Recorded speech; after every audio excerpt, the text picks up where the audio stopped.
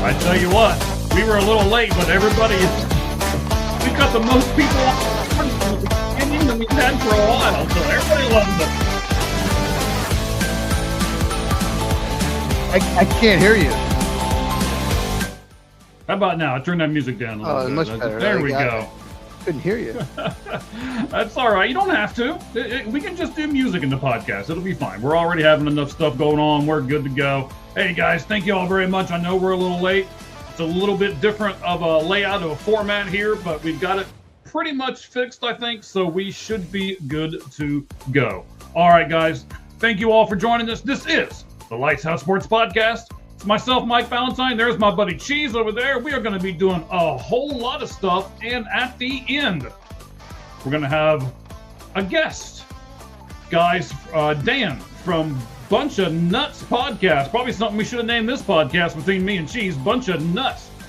So, yes, they are a Ohio State-centered podcast. They do the baseball and the football, so we will talk about the 4 big draft picks from Ohio State at the very end. Can't wait to do that with Dan from Bunch of Nuts. But, of course, right now I have to ask the big question. Cheese, how you been? I've been pretty good. Let us know in the comments. We had trouble with the format leading up to this, why we're a little late. Depending on, I've gotten a couple texts saying, no, everything's fine. And I've gotten texts from other people saying, I can't see you at all. So let us know if you can see me at all. Let us know how it looks on YouTube. But I've been pretty good. How have you been? It's draft week, so I'm so busy. So busy. Like I don't have time to breathe. And of course, Raman, we appreciate you being with us here right now. Thank you very much. You and a whole bunch of your friends are here, so we appreciate that. And again, if you can't see Cheese or you can't see me, if you can't see me, it's okay.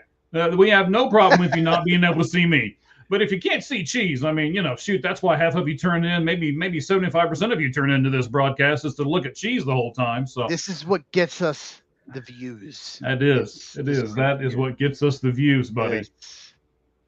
All right, so we're going to jump in pretty quick here. We're not going to do a whole lot of stuff in between. We're going to go right into the 5 Flamin' 5 and 5. For those of you who do not know what that is, let's give you a little bit of a background on it. We're going to give Cheese 5 minutes. He's got 5 questions to answer. And then if he can do that, we're going to do a 6th question. Cheese, I'll give you what the title of the 6th question is. Okay. We're going to talk about college schools with the most first-round picks in the draft. Oh, I love draft trivia. I love. I do. I know you do. Oh my gosh. Okay. So that's what we're going to do here in just a moment. We're going to give you the top 10 schools that have the most first-round draft picks, and then we're going to talk about it. Okay. I could probably name 7 of them right away. Oh, maybe we'll see. Maybe we'll see about that before it's all said and done. Okay. All right. So, ladies and gentlemen, let's go ahead and kick it in. Let's do the 5 Flamin' 5 and 5. Let's do music. And let's do graphic. Okay. And then we'll start with the questions. Of course, we will start the timer. Man, there is just everything going wrong around here that can here right at the moment. I've been kicked off of my other email. Hang on. Apparently, Mike gets kicked off of a lot of emails.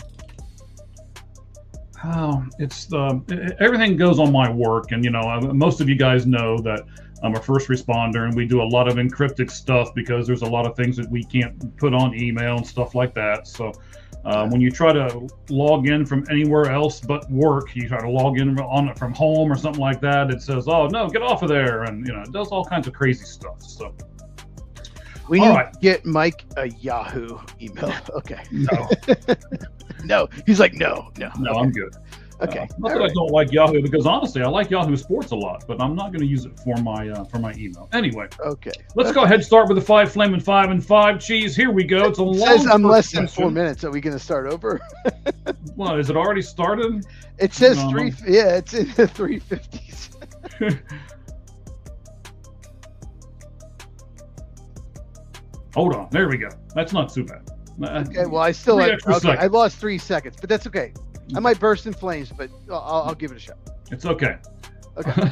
Actually, it's not okay. I don't want to see you burst in flames, but here, maybe it just melt you a little bit. Just the one side of your face. Anyway, Harvey question Dent. 1, sir.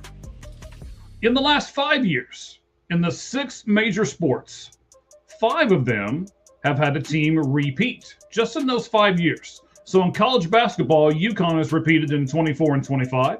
In college football, Georgia repeated in 21 and 22. In the NHL, Florida in 24 and 25. The Dodgers in MLB in 24 and 25. And of course, Kansas City in the NFL in 22 and 23.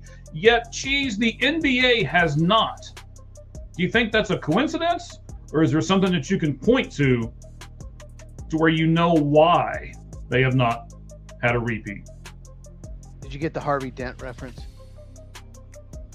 No, I don't know who Half, Harvey half Dent the is. face burned. You didn't get the Harvey Dent reference. No. Listen in the comments. So Mike knows who Harvey Dent is. Yeah, Okay. please educate me, guys. Go ahead. So Florida has hockey teams. So Florida, there's a hockey team in Florida. That's awesome. The NBA has not. You're asking an NBA question. Not my area of expertise, but I'll say this. In 2023, the Nuggets won. The Nuggets should have won the last 2. They should be three-peating. That's what we should be talking about. Oh, the Nuggets only won a three-peat. But they had terrible management and had coaching. They did fire both of them. And they had no bench and overworked Jamal Murray and Nikola Jokic. So hopefully they fix it this year. They got new GM, new coach. They have much better bench, much better depth this year, although they've had a couple injuries. I think that's the main reason why.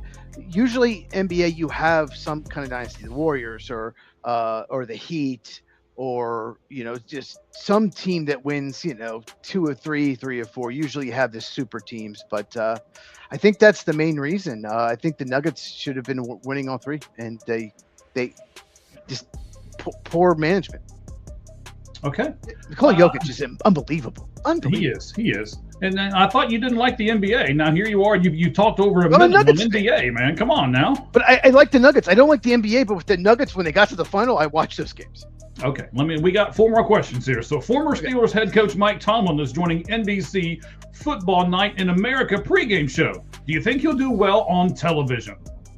If he's the same Mike Tomlin on the press conferences, absolutely. Tony Dungy was nice guy. Everyone likes Tony Dungy. Didn't bring anything to broadcast. It was boring. Tomlin, if he is the same Tomlin press conferences, I'm going to love this. I hope he has no filter. So I'm actually very excited about this. All right, Mariners outfielder Rob Refsnyder shared with reporters the mental health toll going 0 for 19 with his new team, the Mariners. He was on the Red Sox. Mm-hmm. He did thank his wife, because he goes home to her every night, and he thanked the fans who showed up for early batting practice. So I'm going to ask you, Cheese, do you understand the mental toll, or do you look at him and say, suck it up and play baseball, son? Isn't he that guy that he can only hit lefties? He's a right-handed platoon guy? Yes. Yeah, okay. Yeah. I sent you the video. Not that you watched it, but I sent it to you. Sorry, I missed it. I had a lot going on today. I did not watch you the video. Sorry. Yeah, suck it up. Just suck up. You're a Major League Baseball player. Stop whining. Stop complaining. Oh, it took a toll. I started 0 for 19. Oh, come on. A lot of people struggle in April. Just suck it up. What a baby. What a baby. And he's playing victim. I cannot stand, Mike. We've talked about this before. I cannot stand when people play victim. Suck it up. Be a man. All right. I'm with you, buddy. I'm right there with you. 4th question here. If the Cardinals were to select Jeremiah Love at number 3, he would get a 4-year, $50.5 million guaranteed contract, because that's what the draft picks get. Yes. That would be the most guaranteed money in NFL history to a running back. Thoughts? This is not a flaming 5 question. I could talk for 5 minutes about this topic, but I don't have time. The problem is that first-round picks get guaranteed contracts. They shouldn't. I don't like that. I think the first 2, maybe middle of the half the third should be guaranteed. That's the problem, and that could change whether they draft him or not, whether the Titans draft him or not. Do we really want to guarantee a running back's contract, because they take a lot of hits? He still 4 years, $50 million. I think he's going to be incredible. I think he's one of the best 5 backs in the NFL when he enters the league. Still not making the most per year, but guaranteed. Yeah, it could hurt his draft stock because people do we really want to guarantee a running back? Yeah, I'm with you, but I tell you what, I'm not looking at the screen. You've got to be getting close to time. Yeah, you are. Okay. 35. So let me give you the question. NFL trivia time. Which Big Ten school has had the most NFL Hall of Famers? Ohio State, Michigan, USC, or Penn State? It's still counting down. Do I? Yeah, go ahead. I'll give you a chance to answer it, and then we'll go over it. Well, I know. There's okay. It's not going to be Penn State. It's one of the. Okay. It's not Penn State. All right. So which one of the other ones? I mean, Franco Harris is one, but like, I just can't think of a lot of Penn State guys that are Hall of Famers. So, Ohio State, Michigan, and USC, they all have so many Hall of Famers. What are you trying to do to me, Mike? Oh man! I gave you this question ahead of time. You could have cheated, I guess. No, I refuse to cheat. Okay, well, I'm glad you didn't. But yeah, let's stop that music in the background. Go for it, man. Which one? I would never cheat in trivia because it's no fun. For some reason, I feel like because you asked this and you're a Ohio State fan, that's not Ohio State. Okay, so your first two things are correct. It is not Ohio State, and it is not Penn State. So you've narrowed it down to 2. I'll tell you this much: in 30 years, it might be Ohio State. The way they're going with all these prospects. Ohio State has 9, by the way. Colleges with the most Hall of Fame. Okay. Ohio State has 9. Penn State has 6. Okay. Ohio State is 3 of my top 5 players in the draft. My top 100 releases tomorrow at Football with Cheese on YouTube. Okay. Football with Cheese, CHEZ. Yes, shameless plugs. You knew it was coming. Hey. I think I'm going to go with USC. Down to Michigan and USC. I'll go with USC because you would not ask this because you do not like Michigan, so you wouldn't ask if it was Michigan. So I'm going to say USC. All right. Michigan has 9. So Ohio State has 9. Michigan has 9. Penn State has 6, and USC has 14. So yes, it is USC. Technically, USC has been Big Ten very shortly, but yeah, correct. Recently, but yeah, like Marcus Allen, right? He went to USC. Yes, I think so. Yes. Okay, there's one. Yeah. Yeah, I don't have them all listed. I didn't research. Let us know in the comments who is your favorite USC player. There we go. That's good. I like this. We're getting some good interaction. I'm sure people are going to do it. Now, you said you put yourself out there, buddy, because I have the list. Schools with the most first-round picks in the NFL draft right here in front of me. You said, I can't believe you said it, but I set you up really nice. You're like, oh, I can remember. I can probably name 7 of them. Like, all right. Yeah, I mean, well, look, okay, so Alabama, LSU. Hang on. You give me a name, I'll give you the rankings. Okay, Alabama. Definitely is 3rd with 74. LSU. LSU is not on the list. Most NFL players, LSU is not on the list. LSU is not on the list. Good thing I said 7, not 9. Right. Wow, they must have really dropped off as a program. Okay, Ohio State. Ohio State is number 1 with 82. Michigan is 1, 2, 3, 4, 5, 6. Number 7 with 47. So you've got 1, 3, and 7 so far. Georgia is there. They are number 8, 1 less than Michigan, 46. Florida. There is a team that you should love that also has 46 and is tied for the 8 or 9. Florida. Okay, Florida's there. That's not the hint that I gave you. I know. But that was my next thought. Like, all right, Florida is number 5 with 56. Okay, Tennessee is who you're probably referring to. Well, actually not, but Tennessee is on the list. They are number 10 with 46 as well. Oklahoma is not on the list. Oh my God. Love. Texas has got to be on the list. You should love. First round draft pick. Love. Texas? No. What's the guy's last name? I know, but I just said Notre Dame. You're saying Notre Dame, but Texas isn't on the list? No, Texas is not on the list. See, I didn't even get 7 of 10. Here, let me just give you the 10. All right. So number 1, well, let's start with 10. 10, you got Tennessee at 46. 9, you have Notre Dame, also 46. Georgia with 46. Then Michigan, 47. The one of them you did not name, Florida State at 47. Oh, yeah. Florida has Clemson. 56. Clemson, right? Clemson is not on the list. Florida at number 5, 56.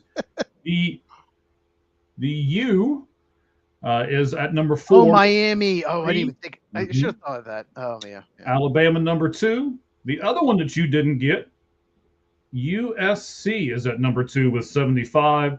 And I would have said Ohio that. State, number 1 with 82. LSU and Oklahoma are not on the list. No. Wow. Okay. Texas? No. No.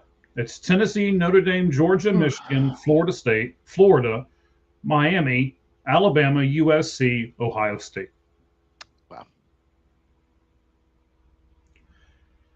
Well, I could have gotten 13 of the 15. Well, you know.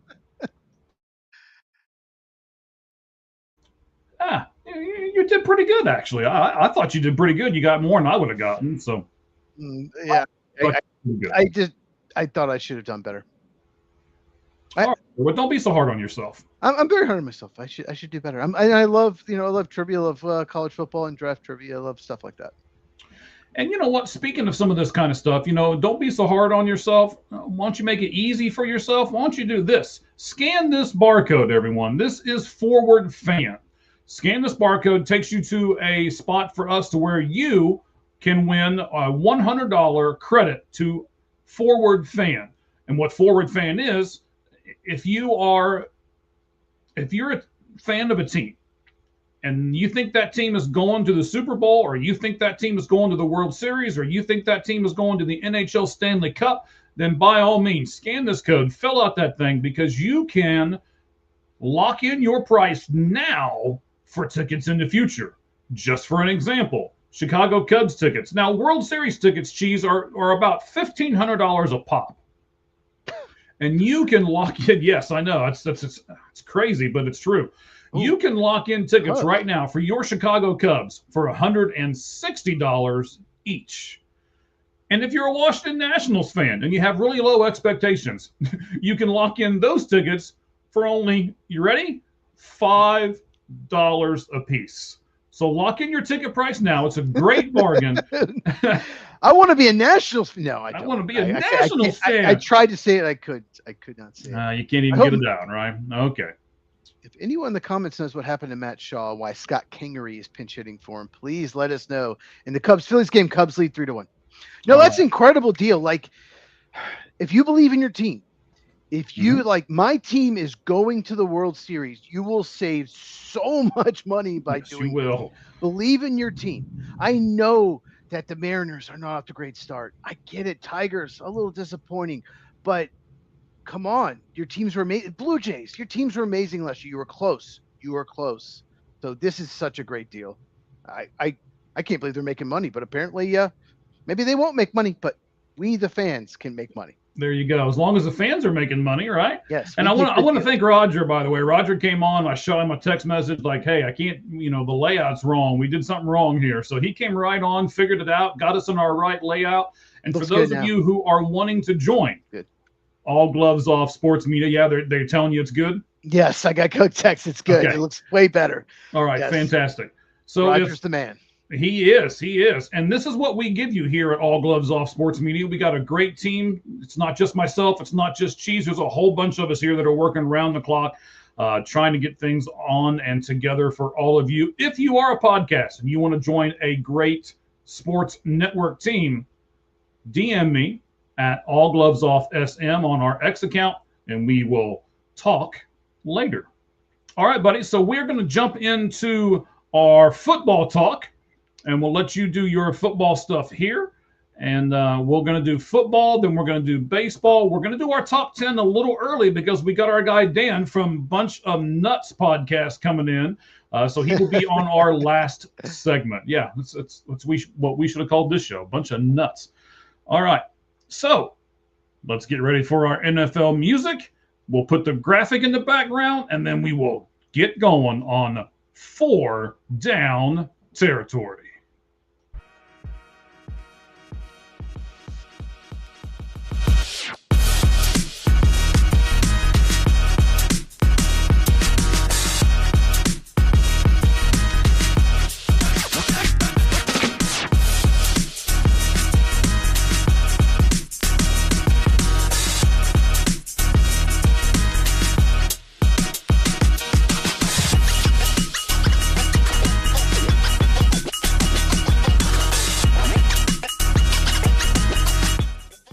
All right, Cheese, I know you've got everything ready for 4-down territory. We're going to talk a couple of specific teams. What are we going to do in this segment today, sir?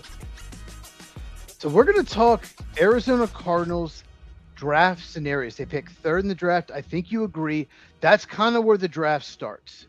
That's where we could see so many different scenarios. So we're going to break them all down right here. And, basically that's what we're talking about. And we're also going to talk about some wide receivers that may be on the move as well. Okay. Where you want to start, buddy? Let's talk about the Arizona Cardinals, third overall pick. What do you think about that? All right. I'm liking it. Let's keep going with that. So there are several scenarios for this spot. Like, I started thinking about this. I texted you and I was like, we got to talk about this because this is insane. Mm-hmm. So the rumor is GM Monty Ossenfort, he really wants Texas Tech edge rusher David Bailey. Okay. Popular name. Mm-hmm. And if the Jets take him at 2, the Cardinals will then try to move down. Once again, it's a rumor.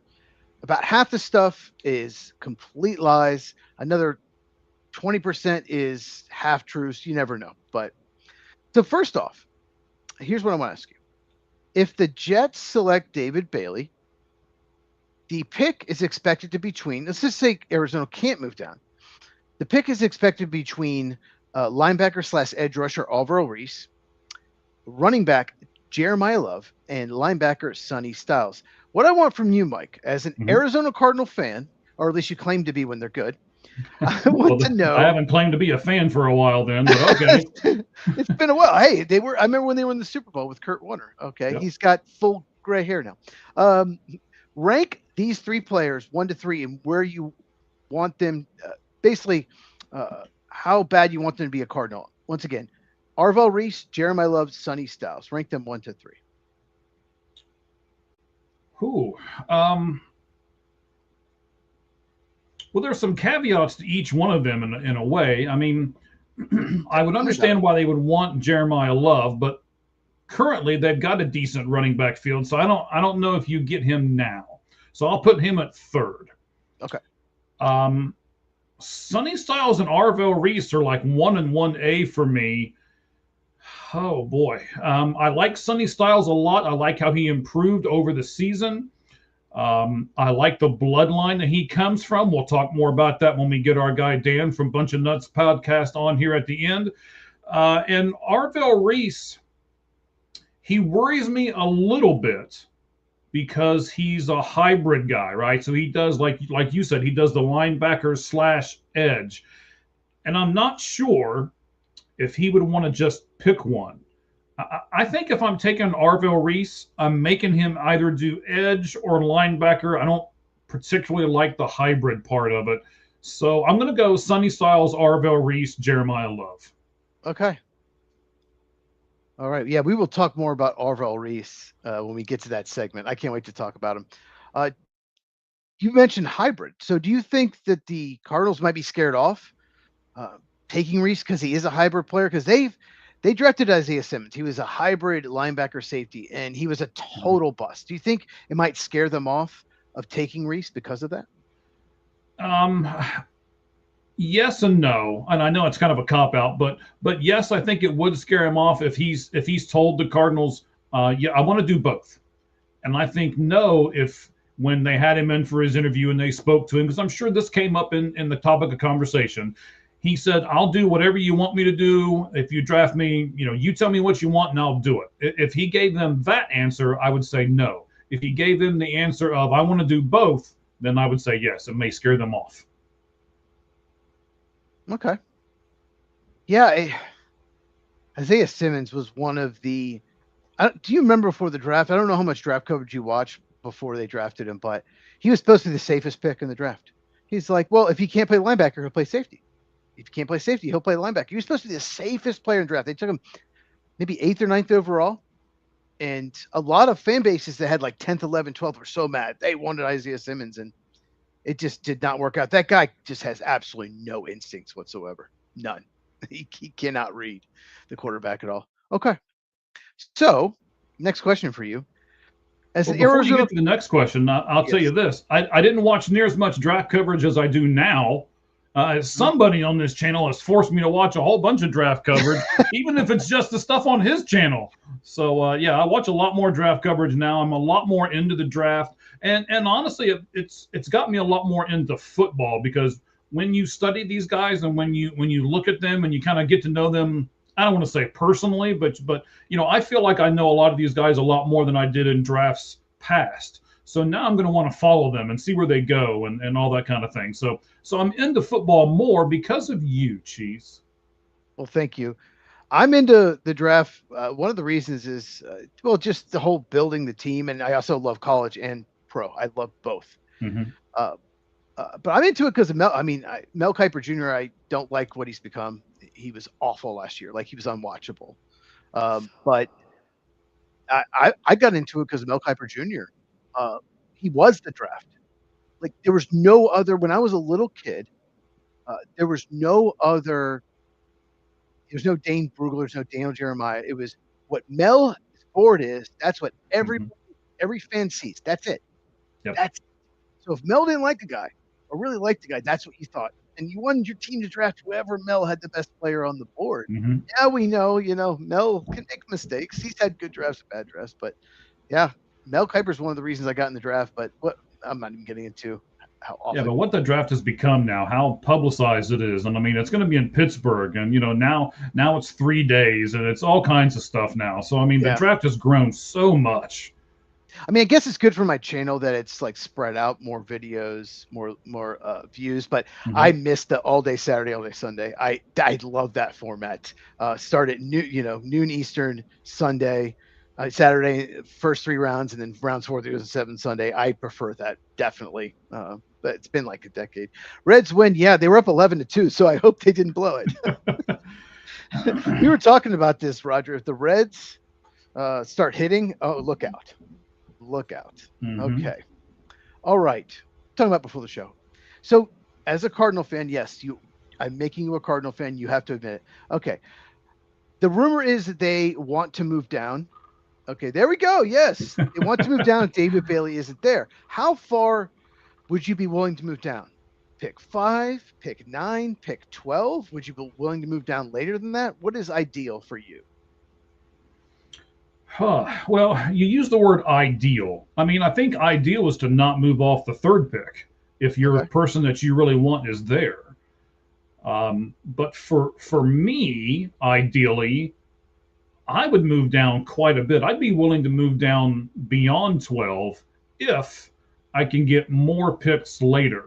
Like, if I can get more picks in the 20 to 50 range, because as you and I have discussed, we just did our draft special on Sunday with our guys from all the different spots that we had up there. We had Wayne, we had Med, we had Clint, and yourself, and we did a great draft with them and a breakdown with them and everything else on the picks. I don't think there's much difference between 20 and 50. There isn't. So if I can give up 3 and I can get 3 picks, let's say, between 20 and 50, then I'm willing to drop down some. Especially in this draft. Maybe not in drafts past, but in this one, I am. I was finalies in my top 100. Will be released tomorrow, I promise. And I was looking at the Bears at 25. Like, I was doing my list, and I think the Bears pick at 25. The Packers pick at 52. Packers don't have a first-round pick. There's very little difference from my 25th player and my 52nd player. Very little difference. And then there's not much difference between 55 and 81, 82. It's crazy. So this is one of those drafts where late first round, we're going to see some surprises, because it's going to fill. There's so many players just so similar. So what teams are going to do is take a certain position that's a need that fits their system. And it might be someone like Tre'Davious Stukes, corner Arizona.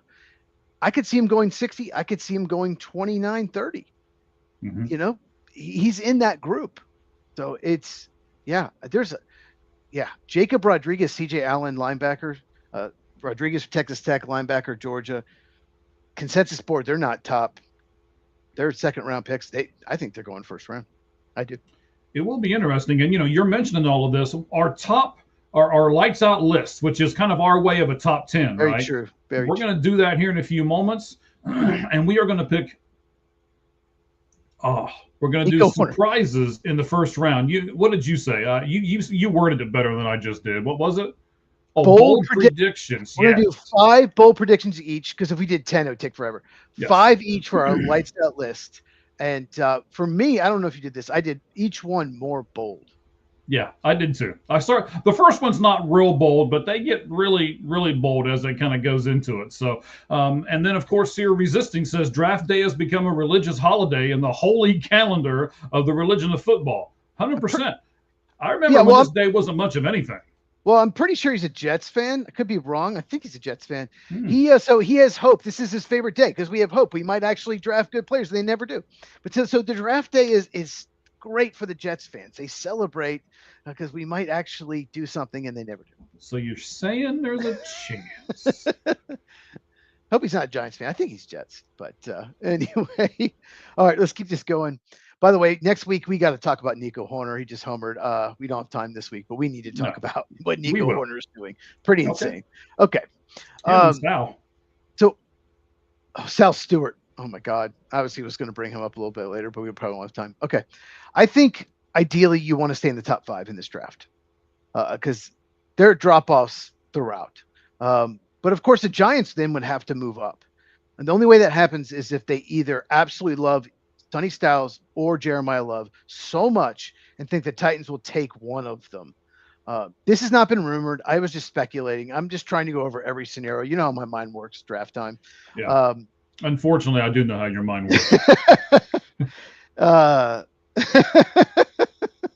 like your buddy's comment here too. Yeah. Yeah. Cheese doesn't have an E on the end, but I appreciate it, buddy. So I used to do the same thing all the time. Don't worry about it. Hey, at least you got the Z in there. That's cool. Appreciate that. Yeah, he's a good dude. Yeah, Jets fan. He's a Jets fan. You're telling me how you spelled cheese right there on your little circle is how it's supposed to be spelled? At Football with Cheese on YouTube. Yeah, he's a Jets fan, so this is their time. The free agency and draft. This is the only time they might shine. You know, they might get an A- from Mel. You know this. But once the season starts, you're like, oh, okay, yeah. We'll stop talking about football. Okay. So the Giants pick 5. I don't think they're going to move up. I think it's not possible. Well, I think it's possible, but unlikely. Would you take, if they moved up, the 5th pick and the pick 37 in the second round to move down from 3 to 5? Yes. Yeah, I mean, that's a no-brainer, I think. Yeah, I think that's what it would take. I don't think the Cardinals would take a 3rd to move down. We got one more. Oh, hang on. I'm sorry. I was looking at another page. So did you know the Jets turned down a trade offer for Jerry Jeudy because the Madden score was too low? Did you know that Brick Johnson, Woody Johnson's grandson, 17-year-old, was involved in decision-making or influencing decision-making? That is what he means by this. He wants a new owner because this is like not – I'm not making this up. This is not rumors. This is reported stuff. Pretty crazy. Yeah, but unless he lives in New York. I mean, even if he lives in New York, switch to the Giants, for God's sake. I mean, yeah. He does live in New York. Okay. I tell him to get out of New York. It's way too expensive. I've been telling him to come south. Okay. Now, let's say the Cardinals move down to 9 because the rumor is that Chiefs want to move up. Okay. But let's also assume, because I think this is, very likely, that Sonny Styles, Jeremiah Love, Arvil Reese, and even Caleb Downs are gone. If all those players are off the board, who would the Cardinals be targeting at 9, do you think?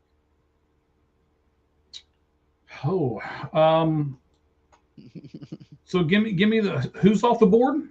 So Sonny Styles. Yeah, I know it's brutal. Jeremiah Love, okay, Caleb Downs, and Arvil Reese. None of them fall to 9. So they move down to 9. They get a big haul from the Chiefs, but they still have to make the 9th pick.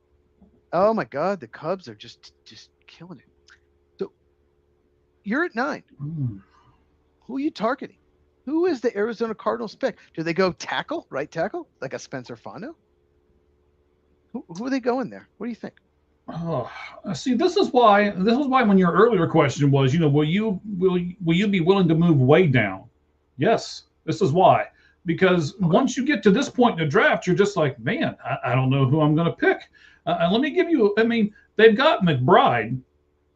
What if they went out and got, I just lost his name. Trey McBride's one of the best tight ends in the game. Correct. Monster But season. what if they doubled down and got the Oregon tight Kenyon end? Sadiq. Yes. Are you trying to do Rob Gronkowski, Aaron Hernandez? Are you trying to duplicate that? Because that's what it sounds like. It worked. It worked until one became a murderer. Well, yes, but you're hoping you got some they don't have the character flaws of the one, so yes. That would be insane.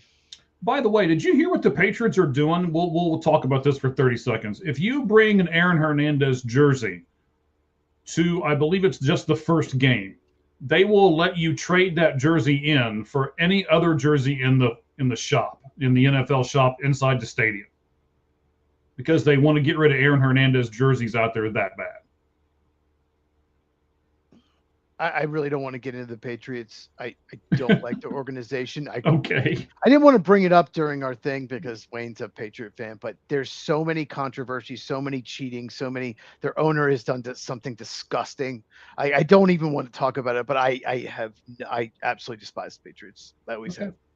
But All yeah, right, so anyway, Google it, everyone. Yeah, after the show, you can Google it. There we go. Google what Robert Kraft did, and the NFL just didn't. Yeah, they didn't make him. Ignored it, basically. You can't let someone like that own a team. They should have taken the team from him or made him sell it. Like the Clippers owner made some racist comments which were just awful, but then they said you can't own a team anymore. But Robert Kraft did something so much worse. So, okay, now where were you? Oh, okay. Here's my question for you. So they say they trade with the Chiefs.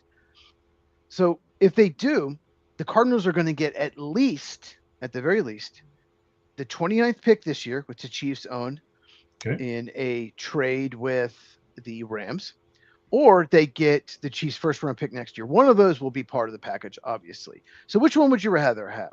Would you rather get a player in the building right away, pick 29 in a weaker draft, or would you rather get the Chiefs' first round pick next year, not knowing where it is, in a much stronger draft? This is a great question, buddy. Tough. It is. This is a little tough. I mean, you're right. It's a stronger draft next year, but you don't know where it's going to be. The Chiefs were 6-11, and oh, Chuck.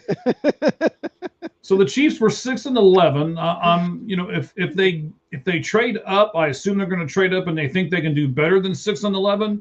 But they're not going to have Mahomes for the first few games, right? Mm-hmm. So they'll be going with Fields.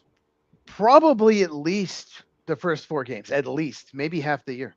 He tore his ACL, yeah. Mm-hmm.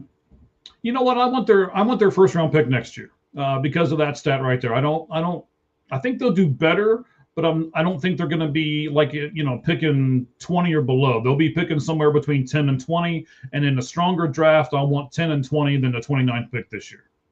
Yeah, so 29, who would you get? Like Chase Bissonis, guard, Texas A&M. I like him. He should be a solid starter. He should be good. Mm-hmm. They could use a right guard. Okay. Does that excite you? Like, just looking at who you're getting at 29, you're getting a mid-second round pick talent in this draft. So I agree with you. Let's take the pick next year. The Cardinals are not winning the Super Bowl this year. No. So let's look to the future. Okay. Yes. Now, here's one I've been looking forward to. I want to hear your answer to this. I'm so glad I thought to ask you this. Do you think there's any chance the Cardinals go either Jordan Tyson, wide receiver, Arizona State, or Cardinal Tate, wide receiver, Ohio State, with the 9th pick, and try to trade Marvin Harrison Jr., who's been a disappointment, former top 4 pick, for a day 2 pick in this draft? Is it possible? Okay, so let's go over this piece by piece by piece, right? Yes, you're right. He's been a disappointment. I'm really upset with him. I thought he would be better. Yeah. But you got him as a top pick 2 years ago, and now all of a sudden you want to basically say that you were wrong and trade him for a second round pick in this year's draft? Yes. Yeah, I don't think Monty Austinford or anybody else in that Cardinals organization would be willing to do that just because of what it says about their drafting. Even if they got Carnell Tate, Jordan Tyson at 9, even if they moved down to 9 and one of those players is there, because I really like both players. I'm very high on them. And what if they're really high on those guys? What, you don't think so? I don't think they're going to get another receiver. I mean, I think if anything, you trade Michael Wilson. Because he's not been great, and then all of a sudden he had a breakout year. So you trade the guy who all the all of a sudden had a breakout year.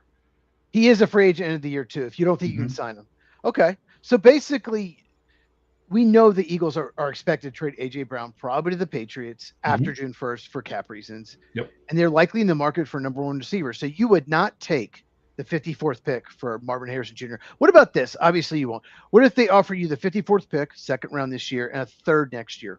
Would you take that? For Harrison? Yes. Wow.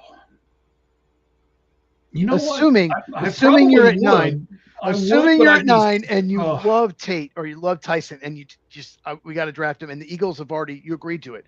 If this guy's there, assuming that. You know what? I'd take the chance. Go ahead and do it. Who are we taking? Carnell Tate or Jordan Tyson? Well, I would be if they're both there. I am much higher on Carnell Tate. We'll talk about that too when Dan comes on with a bunch of nuts podcast here in just a little bit. Personally, I'm higher on Tate, but I would understand with the Arizona connection where they might want to take Tyson too. Okay. I mean, honestly, I have them neck and neck. I went with Tyson just if he's healthy, 100% healthy. That's a big if. I'm going to say it's a big if, buddy. I have him higher than Tate, but they're both should be outstanding players in the NFL. I like how you're just all of a sudden poking at this bear over here, and now you're throwing Marvin Harrison Jr. out there and everything else. That's I'm trying to think of every scenario. He's been disappointment, and there's been rumors that teams are interested. I've not heard a single rumor that they're trying to move on from him, that they're listening at all. I'm just hearing rumors that some teams are inquiring about him just to see if Arizona is willing to move. I mean, you may as well call. The least they can say is no. Which they probably will. All right, so are we? What was that? Was that it, man? That's it. The football thing flew by today. Daggone. I can ask you. Hey, we could tell. Okay, I tell you what. We'll go pick by pick, the top 100 on my board. We'll go player by player and talk 5 minutes each. Here we go. Okay, yeah, sure. Let's do that.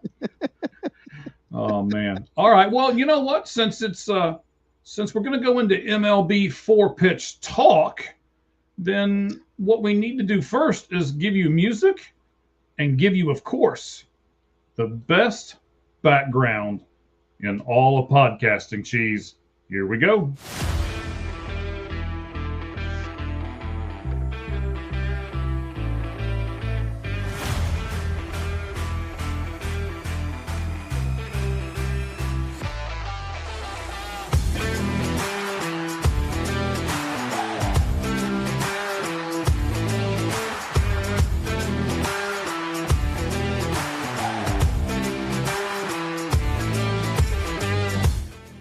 All right, buddy, there it is. What we all call the best background in all of podcasting. What more could you want? A huge baseball, flames. I mean, come on now. You can't get any better than that. It is so cool.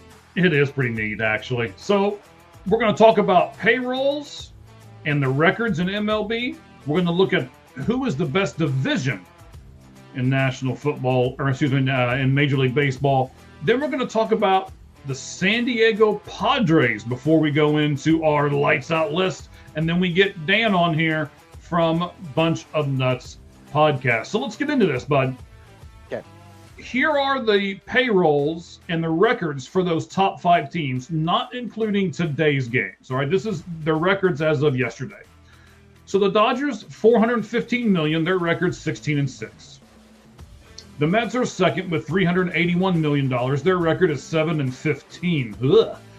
The Yankees are next.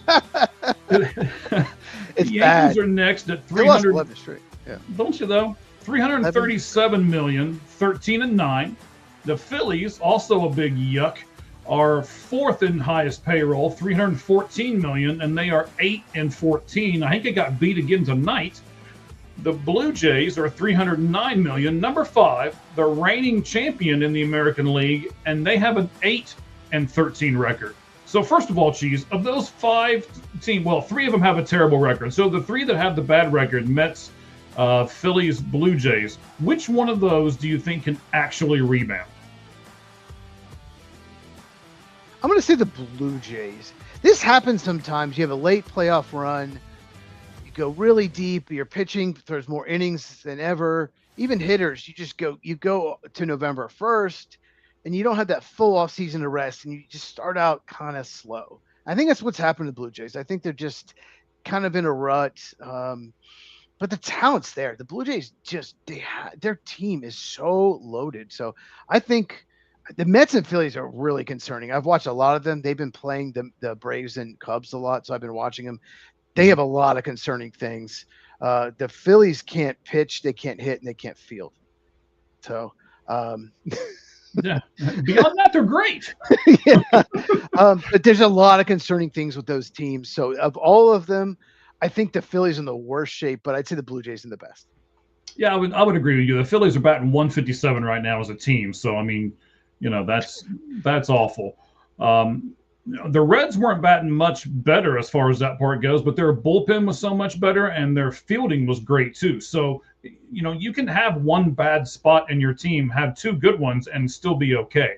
I mean, the Reds, I believe, well, they scored 11 runs today, so they might not be a negative run differential anymore, but they were as of yesterday.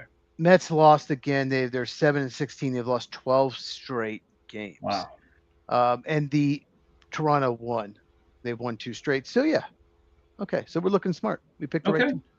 So, Cheese, it's not just about spending money, but it's about spending it correctly to build a team. Tell me, in your opinion, I mean, I can throw $300 million at a team, but if I don't spend it right, it's still not going to be a winning team, right? Oh, absolutely. Absolutely. The Yankees, God, they were very good in the 90s, no doubt about it. I remember watching them. But even the early 2000s, they had some teams they'd spent like crazy. They'd sign whoever the biggest free agent was, they just signed it. And a lot of those players busted. And yeah, they had teams that just weren't that great. So it's spending. Don't spend money just to spend money. Spend it responsibly. Okay. I get that. And I totally agree with you as well. I mean, that's 100% what can happen. And 3 of these 5 high payroll teams prove it to us. What about injuries, Cheese? Do they happen to everyone? Do they seem to happen to, to some teams more? Does it all just kind of even out in the wash? I don't know. The Arizona Diamondbacks and Astros, like if they have more complaint than anybody, but certain teams are more injured than others, but every team has injuries. The Braves and Cubs have lost two of their best 3 starters to injury. So it's like, and they're doing great. So every team has injuries. If Soto was 100% healthy and playing amazing, they still would not be very good. So you cannot use an excuse. You can mention it. You can say, okay, if we had, you can mention it, but it's not an excuse because so many teams have injuries. So what about clubhouse chemistry? I know we've talked about this before. Dave Dombrowski said something to Bryce Harper like, you're not an elite player anymore. So that chemistry, I'm sure, took a hit in that clubhouse, and look where they are. But can managers overcome some of these chemistry issues and slow starts? That was such a dumb statement. It helped nothing. Never should have been made public. Harper obviously isn't the same player he used to be. He's still a very good player. It was so dumb, but yeah, it's very possible. It's very possible. They're down 6-3 in the 8th of the Cubs right now. It's possible. Here's the problem with the Phillies. After Harpo, Trey Turner, and what's his name? Left-handed slugger DH. Why former Cub. Why am I blanking on him? Oh, Schwarber? Yeah, Kyle Schwarber. After that, no one in the lineup, it scares me at all. They don't have a single threat from 4 through 9. No. Real Mutu is an average hitter for a catcher at this point in his career. Alec Boehm, I mean, come on. I mean, like there's no one that scares you Mm-mm. at all in lineup. If you get out of those first three without giving up runs, you're fine. I Right. think that's a huge problem for the Phillies. So they have to pitch well. And on paper they look like they should pitch amazing. But oh man, who pitched yesterday for the Phillies?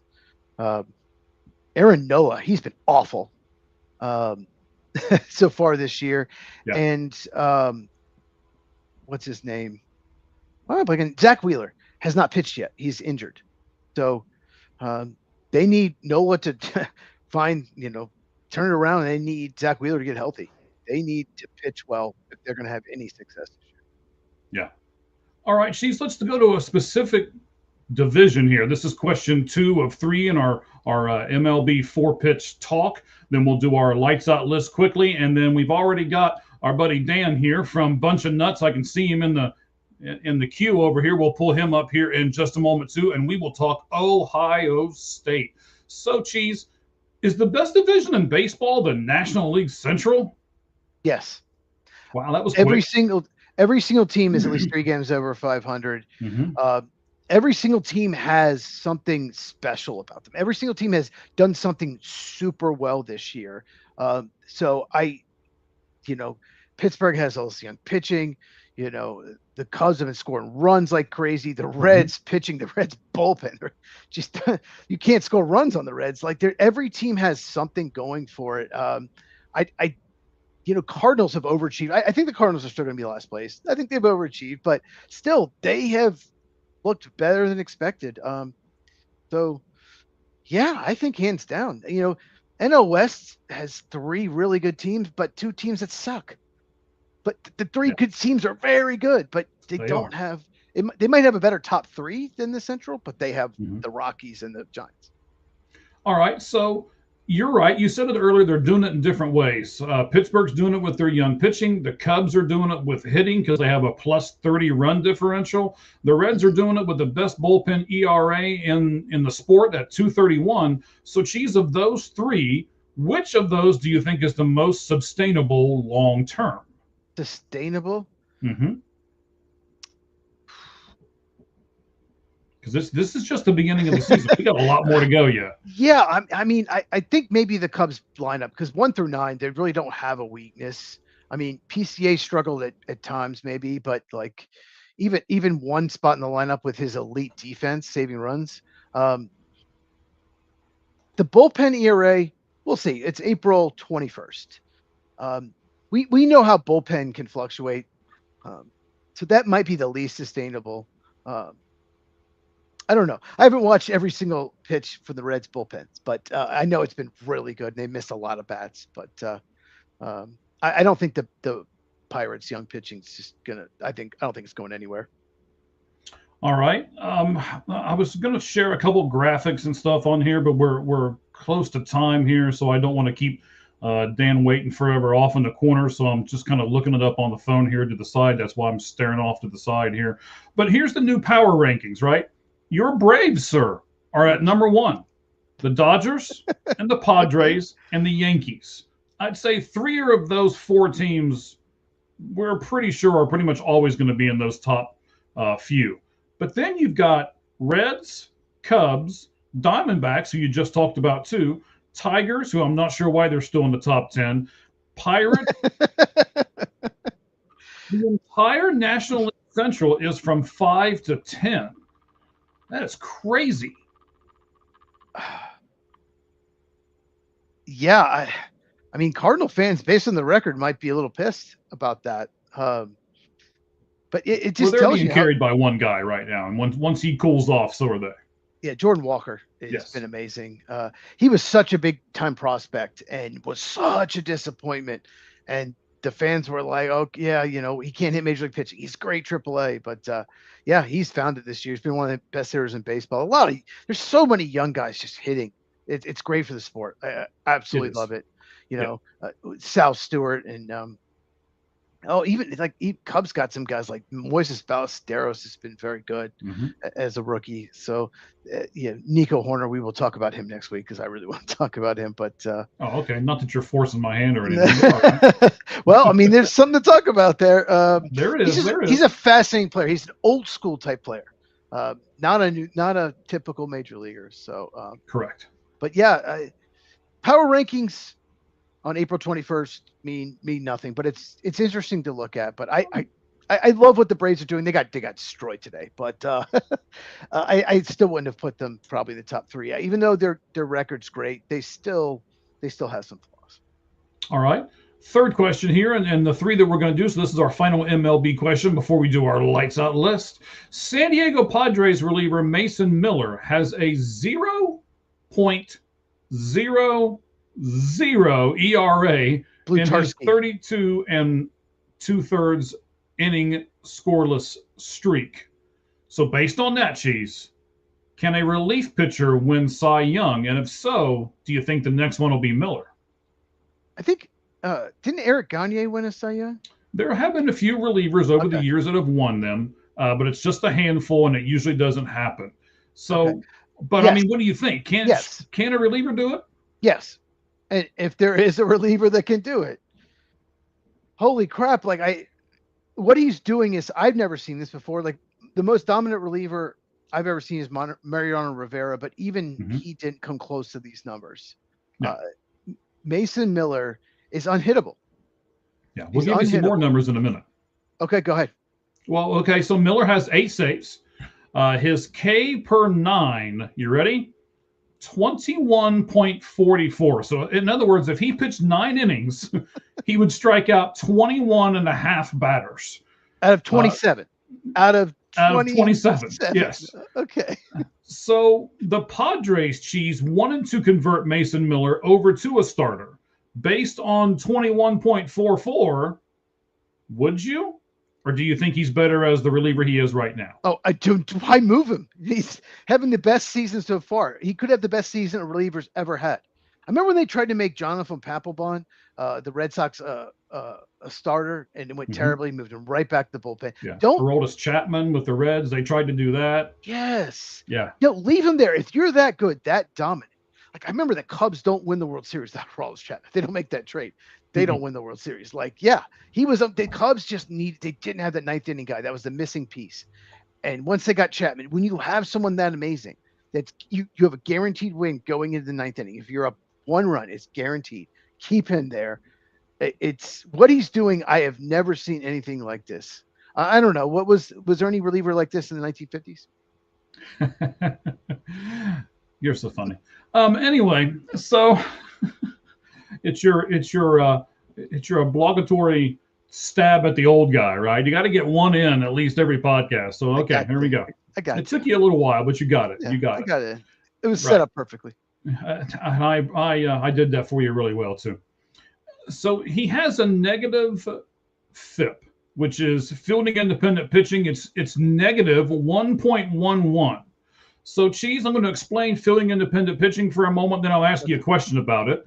Okay. So, fielding independent pitching is an advanced metric that measures a pitcher's effectiveness based solely on outcomes that they can control, like strikeouts, walks, hit by pitch, and home runs. Those are the 4 things that it takes into account. It doesn't take things like, a miscue on defense, or an error, or a pass ball, or something like that on the catcher. It doesn't take any of that into effect. So, Cheese, do you like the traditional stats of like ERA and things like that? Or do you like something a little more advanced, like fielding independent pitching? I don't know much about FIP as you do. Is it park adjusted as well, like ballpark? Do you know? It's not necessarily ballpark adjusted. That's another stat that we can get into later. Okay. But this just simply looks at, how many strikeouts, how many walks did he hit a pitcher, and how many home runs has he given up? And they take those 4 components together, and it's like fielding independent. That's why the word independent is in there. Luck. So it's the independent things that only the pitcher can control. So ERA, there's some luck involved, and this is trying to take away the luck. Is basically Yes. okay. Yeah. I think it's really important, no doubt about it. But you can't dismiss ERA. I think you have to look at both. Maybe even divide them, put them together, divide by 2. I'll just say this: I remember in his prime, Kyle Hendricks would always his ERA with the Cubs was always a run lower than his FIP, field independent pitching, always, because he knew how to pitch. He knew how to get people out.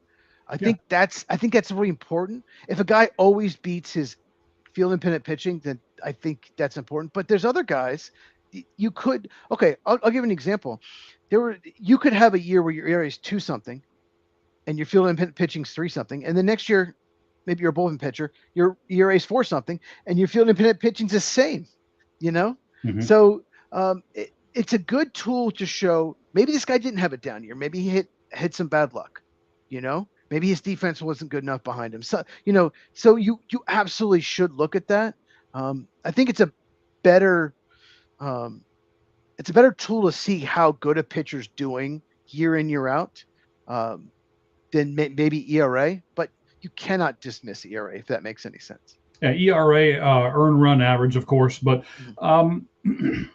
I think what's happened here, Cheese, this is just my own personal opinion, right? So a lot of GMs, a lot of front office people have got all these new stats that they look at. And someone somewhere said, you know what? If we're smart enough to look at these stats, I think the average baseball player is smart enough to look at these stats. So here's my final question in our baseball talk, and it's this. Do you think MLB has too many numbers and it tends to simply confuse the average fan? Yeah, I do. I like it. I think analytics is much more interesting, much more important in baseball and football. I think it was way too far in football. I think I enjoy it more in baseball, but there's so much out there. Sometimes it is confusing when they talk about it. Oh, he's outs above average or defensive run saved. Which one's better? Like some people like one or the other. So I think it can confuse. It takes away from just like he just goes out and hits a fastball for a homer. That's good. Like what happened to that? Like, just go out there and slug a homer for us. So go out there and slap a single the other way instead of just, you don't have to hit it hard to do that. Just maybe go for a bunt base hit, little things like that, old school. It takes away from it from a little bit. So for the average fan, casual fan, for sure, I think it takes away. I just remember watching baseball as a kid and just liking certain players because, they produced and not worrying about weak contact a pitcher got, not worrying about the range on defense, worrying about, barrel rate, stuff like that. You didn't think about that. You just liked the players because they produced. Right. I get that too. Hey, so for those of you who are big baseball fans, and maybe you're a big card collector, I'm a huge card collector. You can kind of see some of them over my shoulder. That's not even a tenth of what I've got in this room, but I'm a huge card collector. And if that's you as well, go over to either the Red Hot Reds podcast or Minor League Mondays, 2 podcasts that our guys Ricky and Roger are doing that are associated with the Cincinnati Reds. And you can find out how to get a numbered, autographed Reds minor league card for absolutely nothing.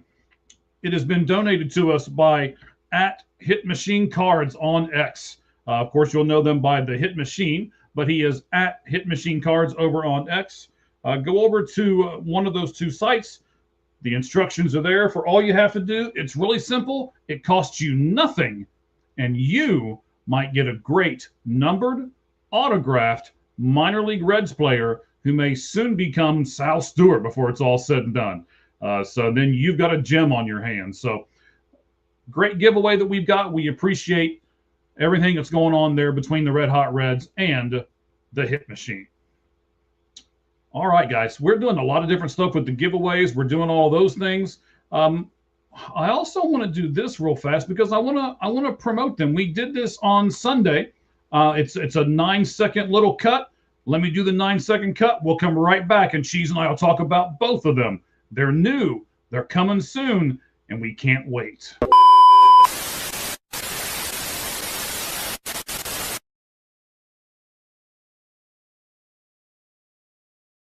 That's right, guys and gals. Mr. First Down is going to be a new guy here on All Gloves Off Sports Media. His podcast material and everything else is coming to us soon. And Cheap Pop Society, a new wrestling program that is going to be coming on with All Gloves Off Sports Media as well. I've got like 3 or 4 more people that I'm going to talk to between now and the next podcast that we're doing on Tuesday. And we'll cross our fingers and we'll hope to be able to give you some announcements soon of other podcasts that are now going to join our network so that you can stop in just right here and get everything you need from a bunch of different places in one stop. Cheese, I know you like Mr. First Down as well. I don't think you've met the guys from Cheap Pop yet, but we'll get there. I have not. Yeah, Mr. First Down. I actually did a video today on my channel at Football with Cheese on YouTube, where I did the 2-round mock draft for the AFC South. I haven't heard from him yet. So I want to see what he has to say about his Titans, because they, made 2 picks for them. So I did not go Jeremiah Love. So I don't know if you said, I don't know if you saw that. I know you said something about it earlier. I know we've been really, really busy for the last 48 hours or so. I mean, we did a Bengals thing on Saturday, right, where we broke down the Dexter Lawrence trade for about an hour. That did really well on the channel. I thank you guys for that. Then on Sunday we did the great big huge draft thing where we had Cheese and Wayne and Med and Clint, and we all did picks. Well, not all of us, because all I did was host, thank God, because you probably wouldn't have liked half of my picks. But all I did was host it. We did a great show for them, and we did a great show for a lot of different people. That has really taken off. We've gotten a ton of viewership across all of our platforms. And by the way, we are on a ton of them. Let me run down the list for you really fast. We are on Facebook. We are on YouTube. We are on Twitch. We are on X, of course. And then we have audio only platforms. You can get us on Spotify. You can get us on Apple Music, and now you can get us on iHeartRadio. Plus, we use Substack, if you guys know what that is. So all kinds of different platforms. We are growing, and we are spreading the growth all over social media. So jump on board while you can and listen every chance you get. So, Cheese, I think it's about time. Why don't we do our lights out? How about that? Okay. All right. All right.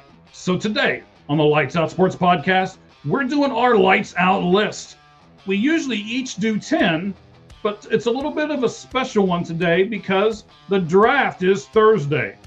So I didn't want to have Cheese come up. Actually, Cheese came up with this idea. So Cheese didn't want me to have to come up with 10 crazy things that would happen in the draft. So each of us are going to do 5. So Cheese, we'll just go back and forth. You do one, I'll do one. We both said earlier that we kind of started off a little slow and then we get crazy towards the end. So do you want to go first or you want me to go first? What do you want to do? It really doesn't matter to me, sir. I brought different notes for different topics. You go first because I have to find my 5 predictions. All right, buddy, no problem. I'll go first. So the Giants, with pick number 10, will pick Keldrick Falk because they believe he's a younger version of Dexter Lawrence, that he's got the same disruptive possibilities, and they're thinking that he can maybe not take the place of Dexter Lawrence, but he'll be that kind of player in a year or two. What do you think about that? I think there's no way. Well, I mean, as far as impact, it's possible. They're very different style of players. I don't know where my list went, man. Oh man. I got all these things open and man.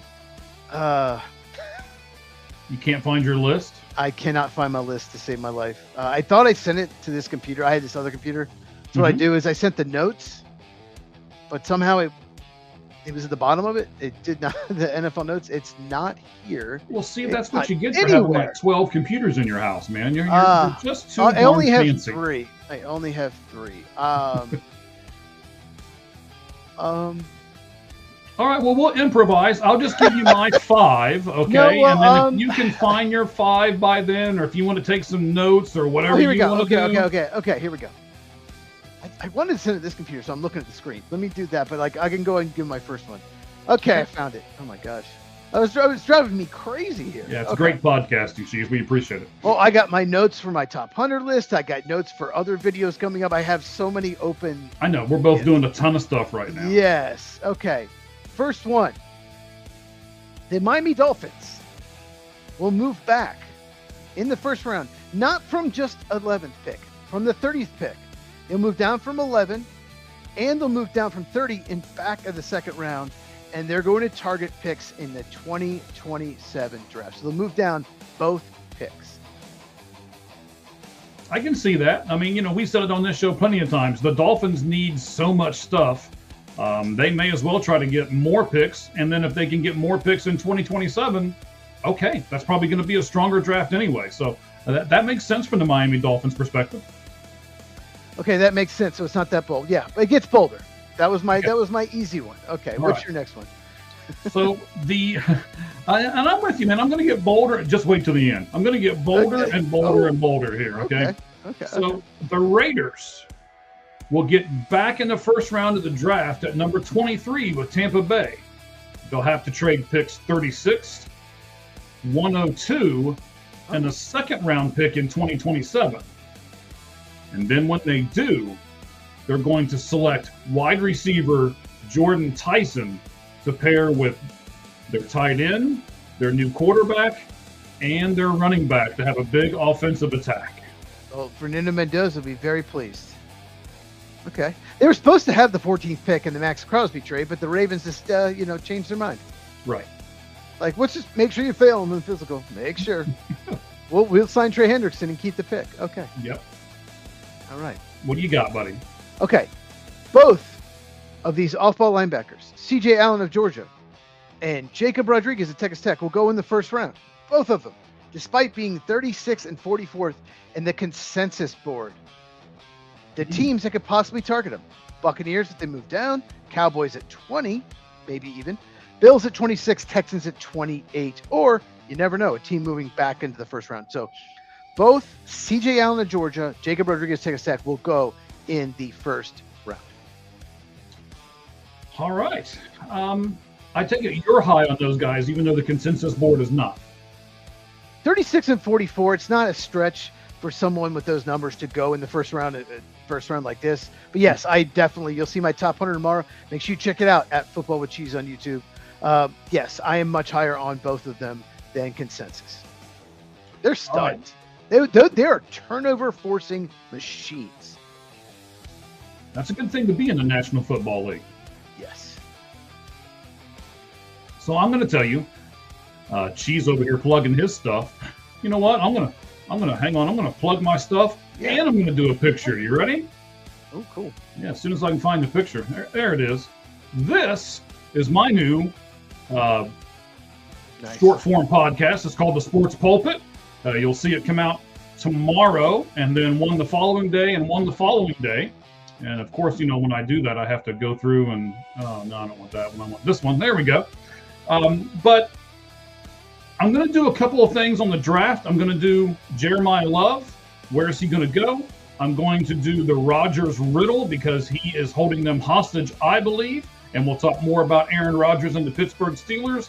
And then the third one that I'm going to do is, do the Pittsburgh Steelers have to do something crazy because the draft is in Pittsburgh?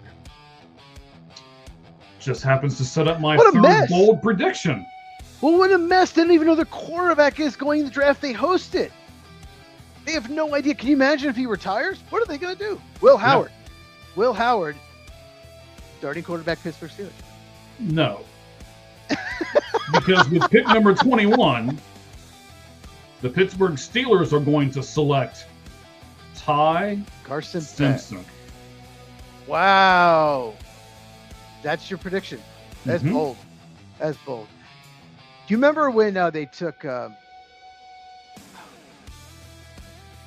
didn't take Malik Willis, but the rumor was they're taking Malik Willis. They're going to take him. And they went with the pick guy.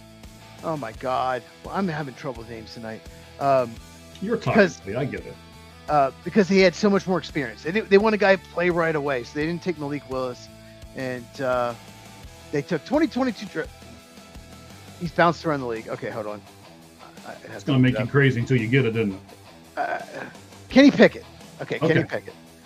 They're like, oh, they want some experience. He can play right away. He's terrible. Now Malik Willis. He was a Pittsburgh guy, too. Right. Malik Willis should have sat for 2 years. Titans played him right away, which is so dumb. But now he's a starter in Miami. But anyway. And then last year, Sure Sanders, probably going top 5, right? But then he will never get past Pittsburgh. Pittsburgh will take him at 22.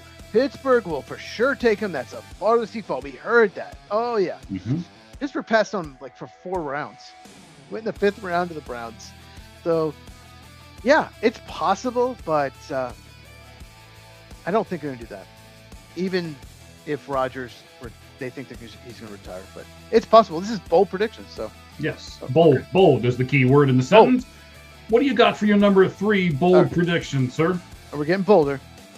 Caden Proctor, offensive tackle at Alabama, will be drafted ahead of Francis Maui Noah. Ooh. Maui Noah is 6 on the consensus board. Caden Proctor is 19. Would you draft Proctor before Maui Noah? Depends. Do I need a right guard? No, I'm taking Maui Noah. If I need a tackle guard, a guard that can maybe, play tackle. I just don't think Maui Noah's a tackle. I don't think he's a tackle at all. I just don't think. I think he'd be a great guard. It depends on what you need. Cubs win. So Phillies lose again, like 10 of 12. It depends. Like, do I get the Caden Proctor that finished the season? Do I get the one that played early in the year? The one that was 365, 370? Do I get the one that's going to stay under 350? I don't know. But if I get the guy that's going to stay in shape, keep his weight down under 350, I'd take Proctor. If not, I'd take Maui Noah. But I just have a feeling there's always someone that you fall in love with what he could be, and he gets overdrafted. I think that might be Caden Proctor. Yeah, I mean, we can talk about that for a second. When we did our draft on Sunday, which, by the way, if you guys haven't seen it, it's very entertaining. Stop by, take a look at that. It's our draft special. It's up on our YouTube channel right now, which is at, it's not at because it's YouTube, but it's All Gloves Off. Daggone it! Now, see, you're making me do it. Yeah, sports media. All Gloves Off Sports Media There we go. on X. All Gloves Off SM.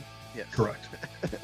So take a look at it. There was a guy who fell that we didn't think was going to fall, and there were 2 or 3 people who were picked a little earlier than we thought. So it just kind of depends on who's picking, what team it is, what their needs are. And that's why we love the NFL draft. My 4th bold prediction is this. The Chiefs trade with the Texans for pick 4. And they keep pick 21, Right. or excuse me, 29, or I guess with the Titans, yes. Right. So the Chiefs trade with the Titans, pick 4, and they keep pick number 29.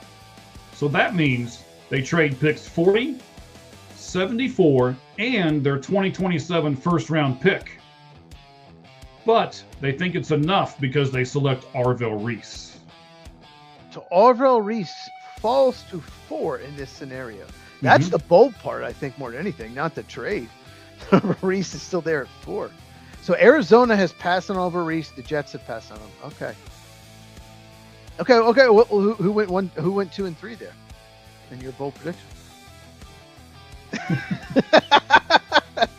Moving on. Okay. Anyway, my number 4 is, we did the mock draft. It was a lot of fun. I think we were as accurate as most mock drafts out there. The one thing I think we didn't do great is, it's just maybe the way the board fell, is we didn't draft enough offensive linemen. Blake Miller wasn't drafted. Caden Proctor fell to 31. I think so many offensive linemen are going in the first round. I think 10, at least 10 offensive linemen will be among the first 32 picks in the draft. Yes, that is right. Ooh. Which means 10. I'm going to give you 11 names. Okay, yes. 10 of these 11 will be picked in the first round. Okay, go ahead. I think most of them are obvious, right? Francis Maui Noah, Spencer Fano, Monroe Freeland, Caden Proctor, Blake Miller, Caleb Lomu, Max Ianacher. Okay, that's 7, right? Mm-hmm. Those wouldn't surprise anyone. Venga Ioane, 8. Okay, those make sense. Then we'll go Chase Basantis, guard Texas A&M, and one of these two, Emmanuel Pregnon, guard Oregon, or Kalen Rutledge, guard Georgia Tech. So 10 of those 11 guys will go in the first round because offensive linemen get overdrafted. I will certainly agree with you that offensive linemen get overdrafted, but and especially in this draft because there's not a whole lot of studs. So you're like, okay, I need offense. I mean, I think almost every team needs offensive linemen, right? So it's like a safe pick. I made a list. I think 17 teams have to get a starter on the offensive line. I think 19 should definitely. I think 21 did probably draft an offensive lineman with one of their first 3 picks. So that's great you asked that question. I had it ready. Chase Basantis, by the way, is 40th on the consensus board. Manuel Pregnon is 43. Kalen Rutledge is 51.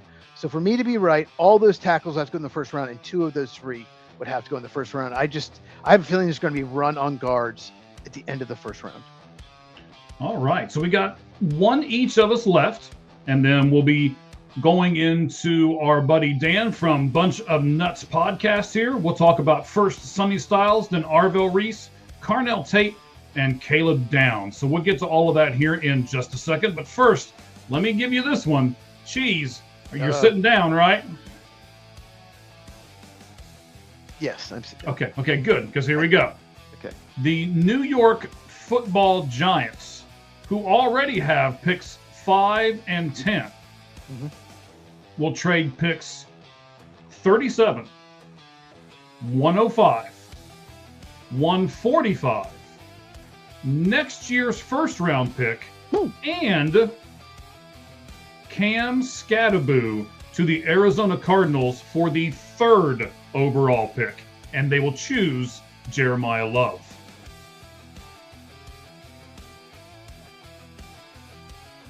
My screen isn't frozen, sorry. Wow, that's bold. Oh man. So would you do that if you're a card? Would you take that if you're Monty absolutely. Osborne? So you give up the 3rd pick, you get the next pick you make in the draft is 37. You will not pick again until 37. Yes, but again, as I discussed, I kind of set this up for what I said earlier. I mean, I think there's a lot of good. There's not a lot of difference in first round, second round, third round. So, yeah, I'm good with that. Plus, you get Cam Skattebo, who has the Arizona connection, which I think the Cardinals fans would just go crazy about. You'd sell Cam Skattebo jerseys off the shelves for the first 6 months after they make this. Plus, he's and really then they good. get a first round pick next year. Plus, Cam Skattebo is healthy. He stops trying to hurt himself, running with his head down. Right. Plus, he's really good. He's a really good player.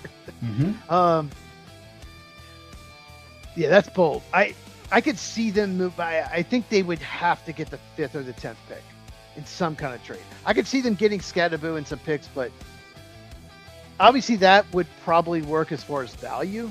But I think Arizona would want to at least get 5 or 10. But wow, that's bold. Okay, I'm going to get kind of crazy here too. You ready? Okay, let's do it. I like it. Green Bay Packers. Don't pick until 52. Are you aware, Mike? Yes, they I am. They have no first round pick for Micah Parsons. They don't have one next year, too. They will trade back into the first round. Okay? They will use Jaden Reed, wide receiver. Okay? Because they have Christian Watson, Matthew Golden, Tucker Kraft. So they're going to trade Jaden Reed, wide receiver, pick 52, their 3rd and 4th picks next year. Move up to the late first round and select Max Ianacher, offensive tackle, Arizona State, because they don't really believe in Jordan Morgan. He'll sit for a year, and then when Jordan Morgan obviously crash and burns because he's terrible, he will take over as left tackle next year, and he will be their franchise left tackle. And yes, wow, that is my bold prediction. Of course, it has to do with the Packers. I mean, why wouldn't it? Since you're the big Packers guy, but. There's part of that really makes sense. I know they don't like that particular player, their tackle that they've got right now. I know you are really high on Max. Yes. So am I, actually. Top I'm 15 not... on my board. Cool. Wow. Top 15. I have only 2 offensive line in my top 15. I have a bunch in the 16 to 30 range. He's one of 2 offensive line in my top 15. And what? So you can get all of those offensive rankings, right? The top 100? Yeah. Well, I do. Yeah. I have my top 100 will be released tomorrow, and he is in my. I think he's 14 or 15. I can't remember. I don't have it in front of me, but you like the player as well. You said. I do. I like Max a lot. I think, for me, he's higher than a lot of other people put him at. But I'm not sure if he's a first rounder. He's that fringe guy, in first round, top of the second round kind of guy for me. I don't think he's going to be top 15 for me, but that's where I've got him, into the first, beginning of the second. He has the makeup, intangibles, the tools, the work ethic, the athleticism. He has all the tools. He is a risk, no doubt about it.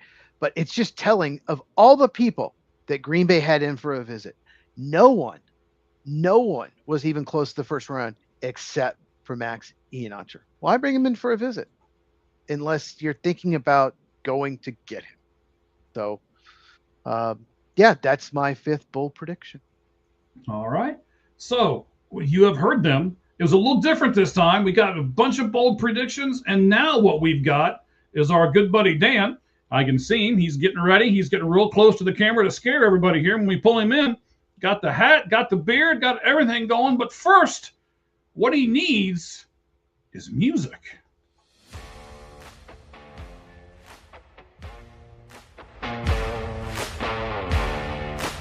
Mike, I will be right back.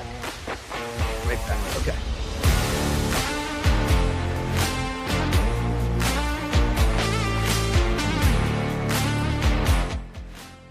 All right, everybody, we're going to bring him up. This is Dan. How you doing, buddy? Good. This is quite the show you guys got here. Quite the production.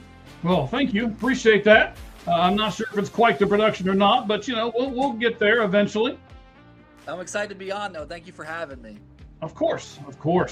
Yeah, move the background there, get it off the baseball stuff, because we are going to talk college football. In fact, you know what? Let's put our college football graphic on in back of us. We haven't had this one up for a little bit, so here we go. There we go. All right, so we got this all set up, man. Dan, I know you are with Bunch of Nuts podcast. Tell us about the podcast and where people can get it, buddy. Yeah, we're primarily on X. We've also been an Apple and Spotify show for the whole entirety of our show. We've expanded to YouTube. YouTube is not our bread and butter. I mean, like I said, we post all our videos and content mainly on X, but if we're more an audio podcast, but we do a video component. But unfortunately, me and Cass are not, supermodels. So I think it's just better to hear our thoughts than see our faces at times. So that's why we kind of go that way. But it's an honor to be on StreamYard. We were on this last time with Danny Boy Kane for the Ohio State Miami preview. So it's good to be back on StreamYard. Great platform. And I'm excited to talk some NFL draft, man. All right, so am I, man. I tell you what, we're going to do a whole lot of this here. We're going to break down each one of these guys that are going to be in the draft, because myself and Cheese both think that there's a good possibility that all 4 of these Ohio State guys go in the top 10. Do you think that's a possibility? I think it's a possibility. I think, unfortunately, a team is going to overthink it, and I think we'll get 3 out of the 4. But I'm rooting for 4. But I think we're gonna get 3. Unfortunately, I think someone's gonna overthink it. Right. So right there, we got Cheese back with us here, and that's the reason why we do the video component is only because of Cheese, man. I mean, look at that. Look at that hair. Come on now. All right. So we're gonna start, ladies and gentlemen, with Sonny Styles. And we're going to do so, and we're going to take each one of these 4 guys, talk a little bit about each one of them, and then there's going to be a little bit of a question at the end. It's just a generalized Ohio State question here for myself, Cheese, and of course Dan. And again, he's Bunch of Nuts podcasts. Check it out on YouTube. So, starting with Sonny Styles, because I think he's the most intriguing of these Ohio State products. I'm going to start with our guest first. So Dan, he had a great combine, which is what propelled him into the top 10 status. But if a guy has one great game, evaluators tend to kind of pump the brakes and tamper down the excitement. So why do you think the combine workout projected him so high, yet a single game played would not? Well, I think when you look at the whole body of work for a guy like Sonny Styles, the combine, I mean, it wasn't just a combine. There was a the way they measure the combine. He scored a perfect combine score. So he scored 100 on this test they had. I forgot the test name. It doesn't matter. You just gotta know he was the only guy to get a perfect score. When you couple that 4-year starter, leader, national champion, and the heartbeat of Matt Patricia's defense, it wasn't one game, but Sonny Styles only missed one tackle the entire season. It's been a great season for him. It was Mark Fletcher in the playoff game. He only had one missed tackle. It's the entire body of work for him. When you look at everything holistically, I think he's one of the most complete guys in the draft. I think honestly he's probably going to have the best NFL career out of all the Buckeyes. And his intangibles too. It's everything with Sonny Styles. I mean, I cannot give higher praise to a Buckeye. Wow, I cannot give higher praise to a Buckeye. Cheese, can you give higher praise to a Buckeye than what he just did with Sonny Styles? Yeah, I mean, I actually like a couple Buckeyes even better.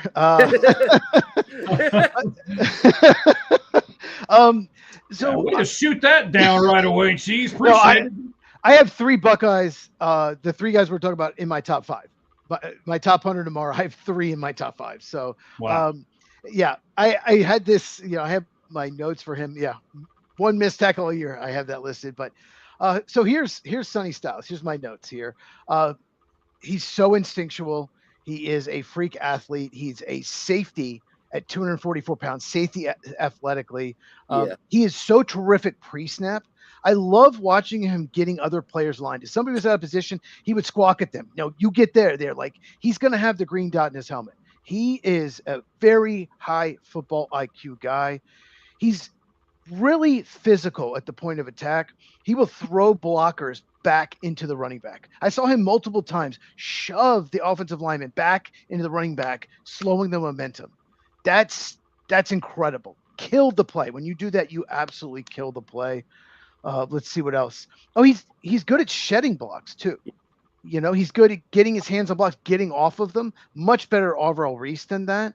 Like I said, okay, I mentioned it. 1 missed tackle. He played really well against Indiana. He had an amazing game. Even though they didn't win, he was not because of him. No. Defense did their job in that one. Yes, he was one of the best players on the field in that game. And zone coverage, dropping in zone coverage, he's tremendous. If I'm going to give him 2 little things, I know where you're going, and I'm ready though. Okay.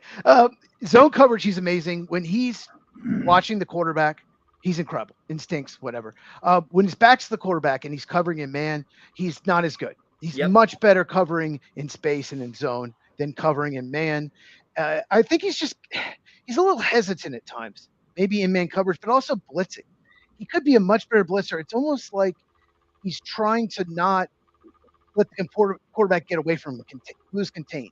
And I just wish he'd be a little more aggressive as a blitzer. But I think he's just too smart for his own good. But he's a rare, once every 10-year kind of off. Me. That's me. Too smart for my own good. That's me. Sure, we'll go with that. But I love Sonny Styles. The fact that he's like not even my top 2 Ohio State player in the draft is insane because I absolutely love him. I comped him to Brian Urlacher. I agree with everything you said. I think you nailed it spot on with his coverage skills because he was recruited as a safety, but I mean, I'm sure you remember the Cotton Bowl. Jaden Blue's first touchdown was kind of like I believe it was like a wheel route type deal, and Styles was in man against him. It looked like, and that's where he kind of does struggle in man against running backs out of the backfield. But outside that, everything can be coached. Everything's coachable. He has the NFL pedigree. Like his dad was a NFL player. His brother's going to be an NFL player. It's all coachable. It's all fixable with him. And he's a kid who is he wants to get coached. He wants to get better. So that's why I'm so high on Sonny Styles. I'm sure like once the scouts had him in the actual draft process, I'm sure they fell in love with him. I mean, I would if I was I was the Giants. Well, if I'm Robert Saleh, Yeah, I'd be shocked to ask if the Titans don't take him. I'm going to ask Robert Saleh, why didn't you not take Sonny Styles? Like for your defense, he's perfect fit. Like I agree. Why? Taking notes here. Dan agrees with everything Cheese says. Never a guest on this show again. Got it. Okay.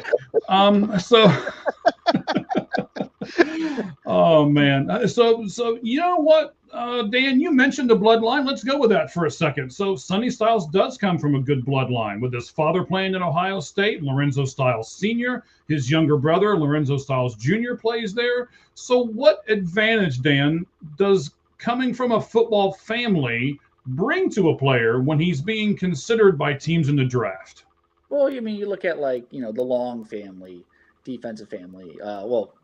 Chris was a tackle, right? And Chris was the defensive Chris end. was the edge. Kyle was the tackle. Chris is also, Howie's also the defense end. But it's just understanding the process, I think.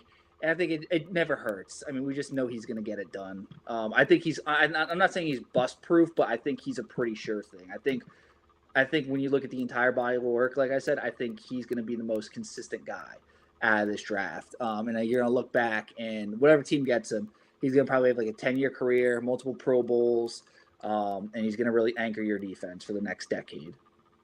All right. Cheese, what about you? Do you consider the bloodline when you're looking at different draft prospects? Yeah, yes. Some teams absolutely do. There's certain teams, if you have a bloodline, they're going to move you up the board. You have to. Absolutely. Because you come from a football family. Football is your life. If your father, uncle, if you have all these people, older brother, all play football, like Caleb Downs, we'll talk about him in a second. Like you have to take that in consideration. It can only help. It can't hurt, because your life, football is part of your family. All right, Chief. So I'm going to stick with you for a second, because you were the one that mentioned Robert Saleh.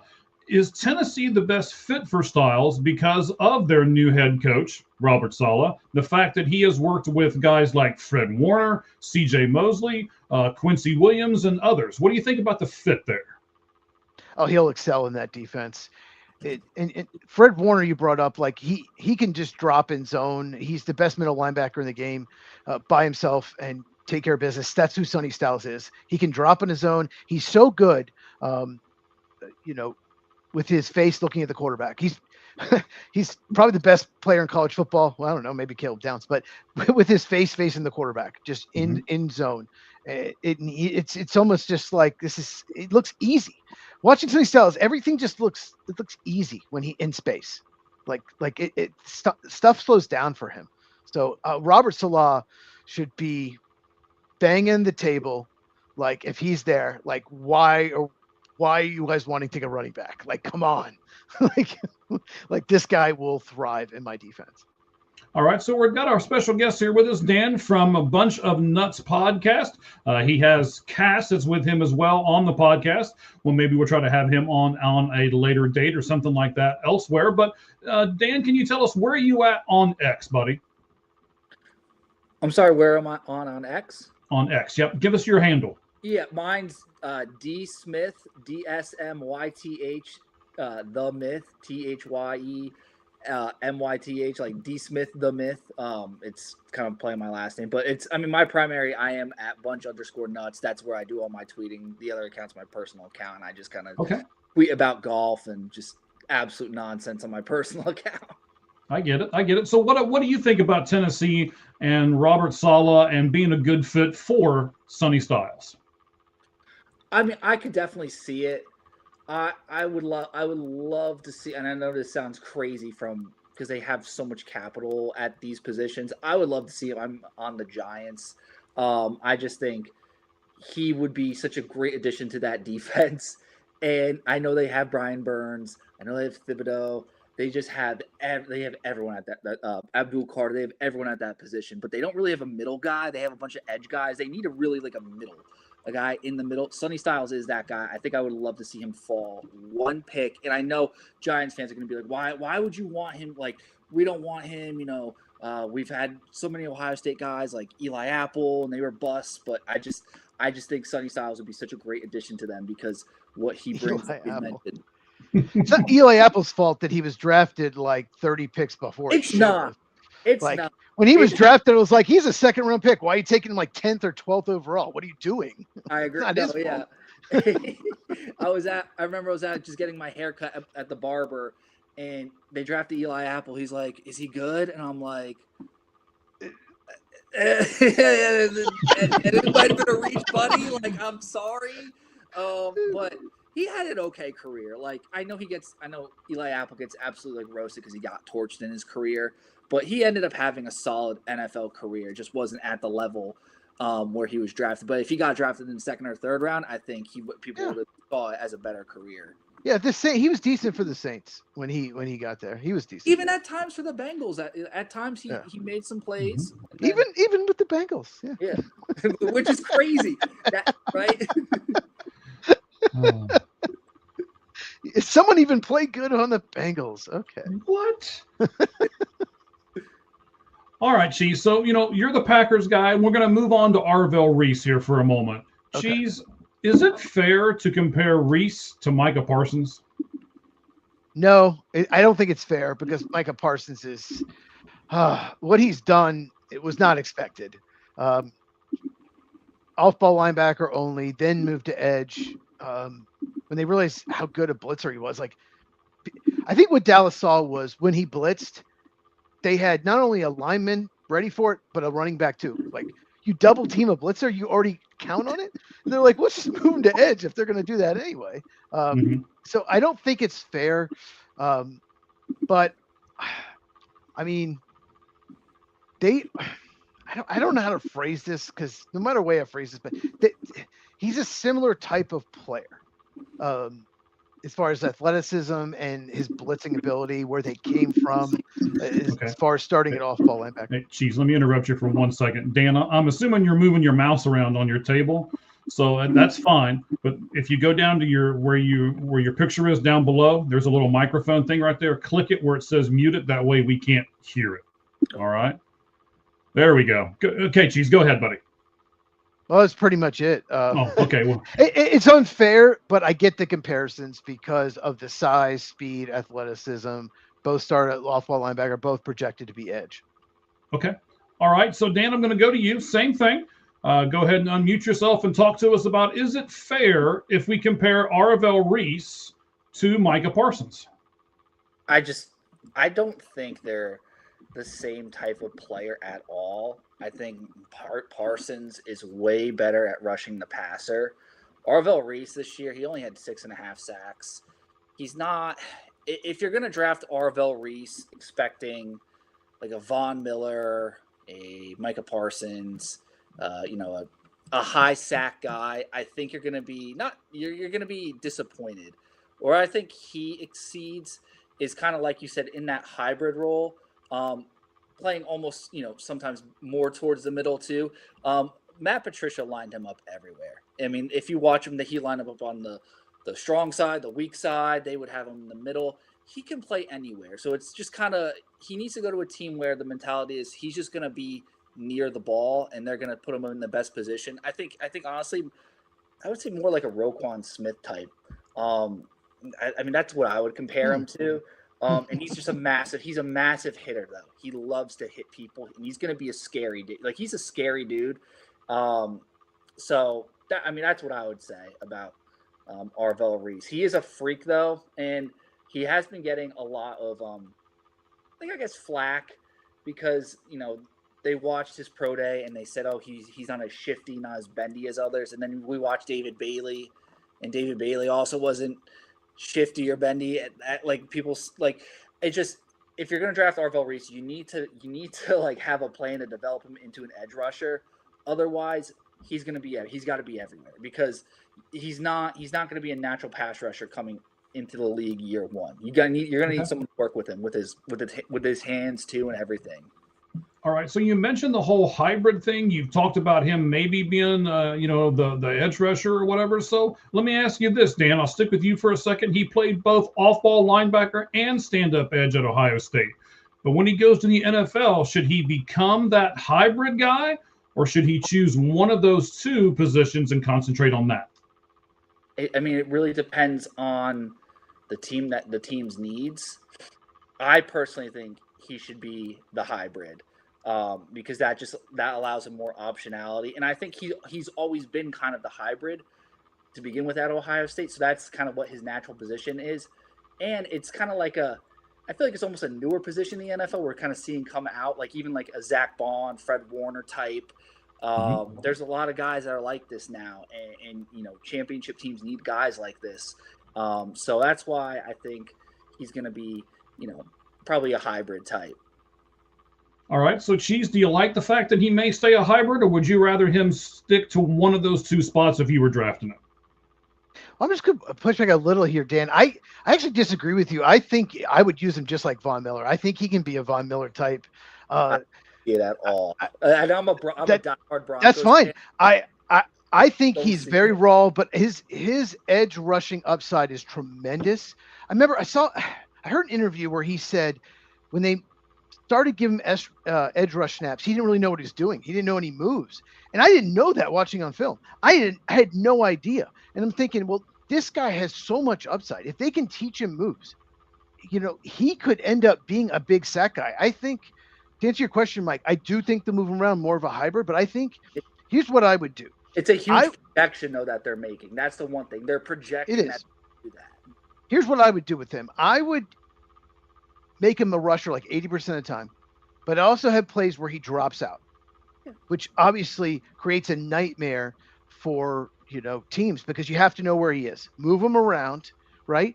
And if he doesn't rush, if he drops in coverage, well, then that right tackle or left tackle, wherever's supposed to block him, is probably going to block grass.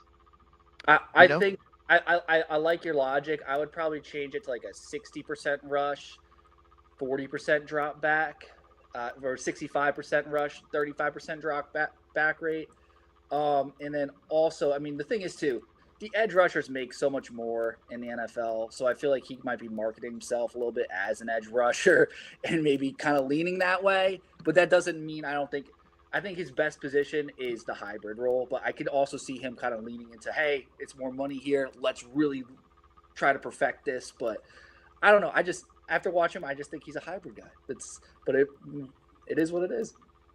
All right, everybody. You are listening to the Lights Out Sports Podcast with myself, Mike Valentine. There's Cheese in the middle. And today we have a great guest, Dan, who was with us from a Bunch of Nuts podcast. Cheese, I'm going to go to you for a second and ask you this final question that we have here on Arvell Reese.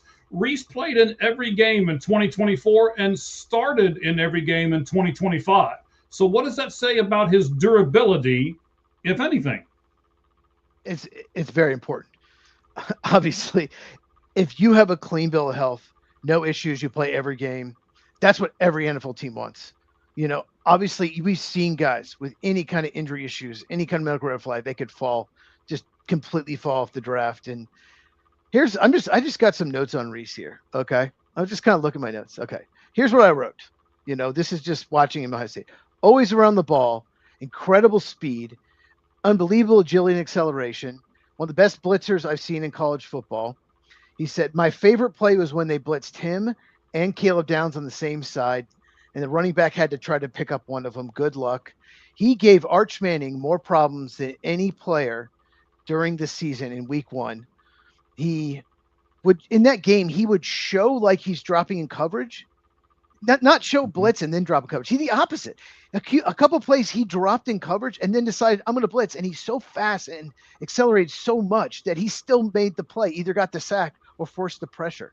It's just unbelievable. That game is like, when I watched him week one, I was like, okay, this is a dude. This guy's a dude. But here's another thing I didn't expect.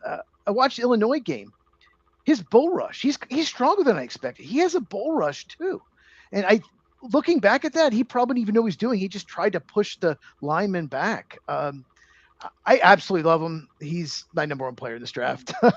And I think his upside's just great because I don't think he's going to learn more pass rush moves. One thing I'll say, though, I never saw his hand in the dirt. Every pass rush was standing up.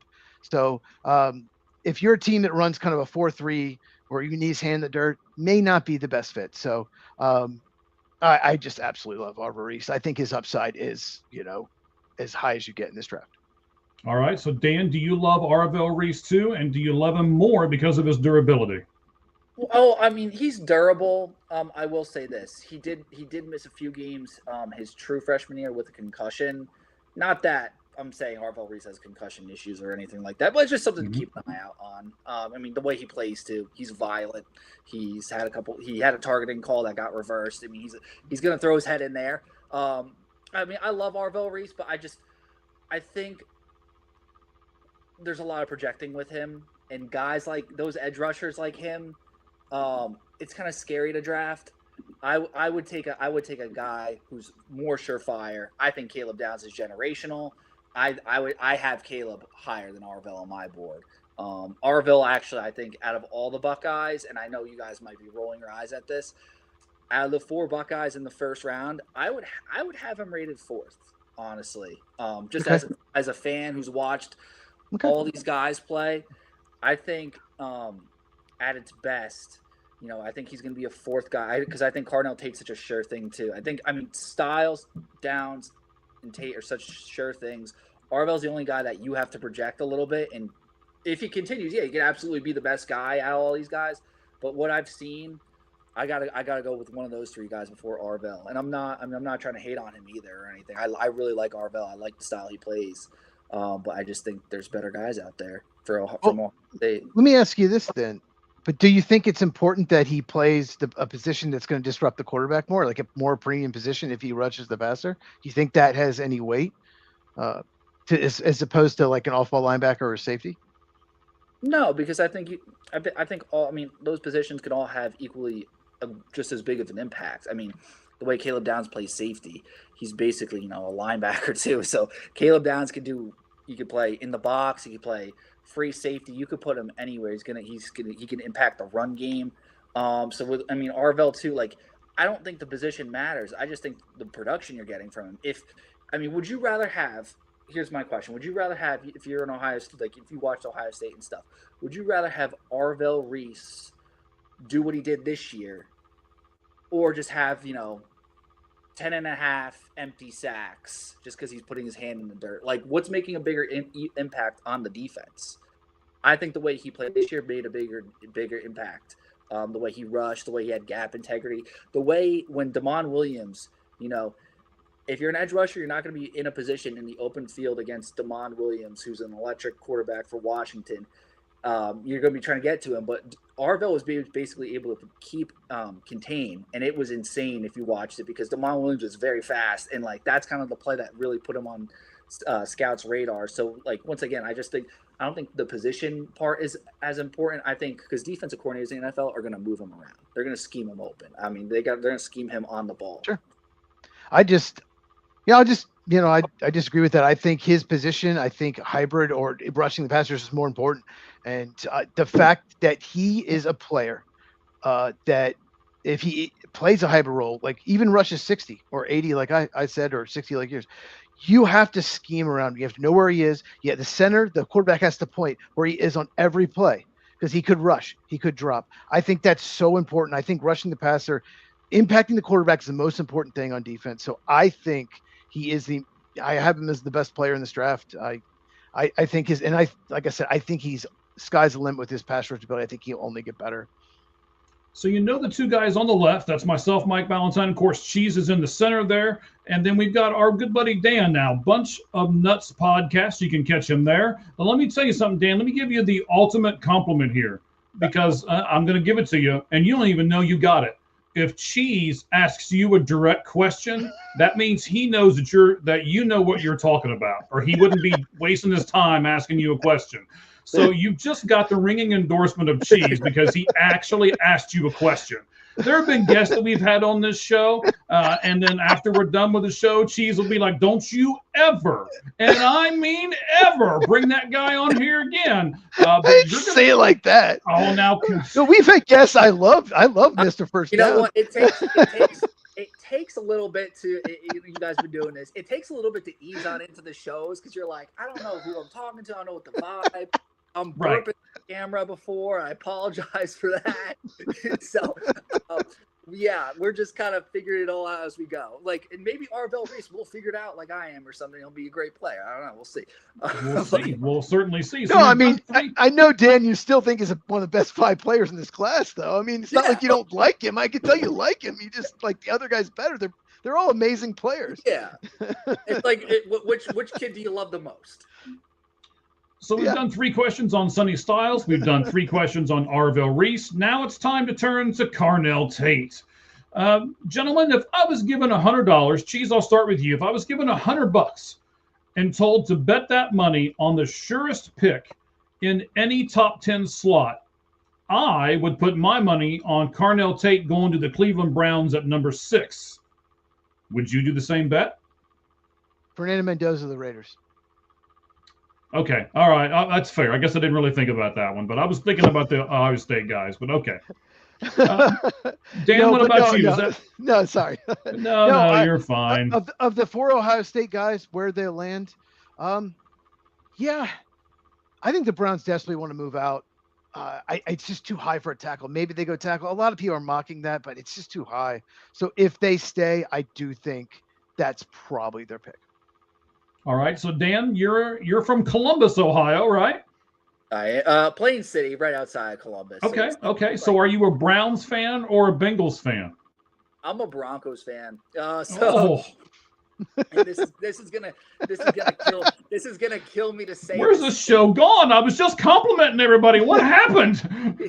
I like the Broncos. I'm not originally from the area. I'm from actually New York, but like, my grandparents lived in Colorado. My first game ever was a Broncos game. So like, okay.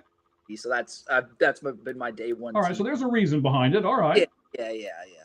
I've been through the Brian Greasy era, the Jake Plummer era, all that good stuff. Oh, I'm so sorry. It's okay. You know, we got the Super Bowl in 2015 or whatever. So it was this year was a great year too. So we're thriving over here. All right. So what do you think? Carnell Tate number 6 for the Browns, Dan? I mean, the Browns brigade right now, they are clamoring. They are demanding Carnell Tate. They want Tate. And they're going at other people for calling. People are calling Browns fans are they're going at it they don't want to be called homers because they want Carnell Tate so bad. They're like going at people who are saying, "Oh, you're a homer if you pick Carnell Tate." So they're really wanting him. I don't know if you guys follow Leroy Bickerstaff on Twitter. It is allegedly Deshaun Watson's burner account on Twitter. He was demanding the account was demanding the draft Carnell Tate after like a couple month hiatus, just out of nowhere. You gotta draft this kid Carnell Tate. So why? He's not going to play for him anyway. I mean, I don't understand. What's he care? Mary Kay Cabot said today or something that he was like looking really good, I guess, in practice. He might. It's that or Shedeur Sanders or Dylan Gabriel, Mike. So he might play. They might be trying to tank. So if you want to tank, play Deshaun Watson. Whoever the quarterback is, though, they need someone to throw to because Cedric Tillman cannot be your number one. So Harold Fannin is great. He's a great tight end, and you can kind of move him around like a receiver. They need a number one. I think Carnell Tate to the Browns would be a great pick. I don't know if I would. Huge need. I don't know if I would bet everything on it.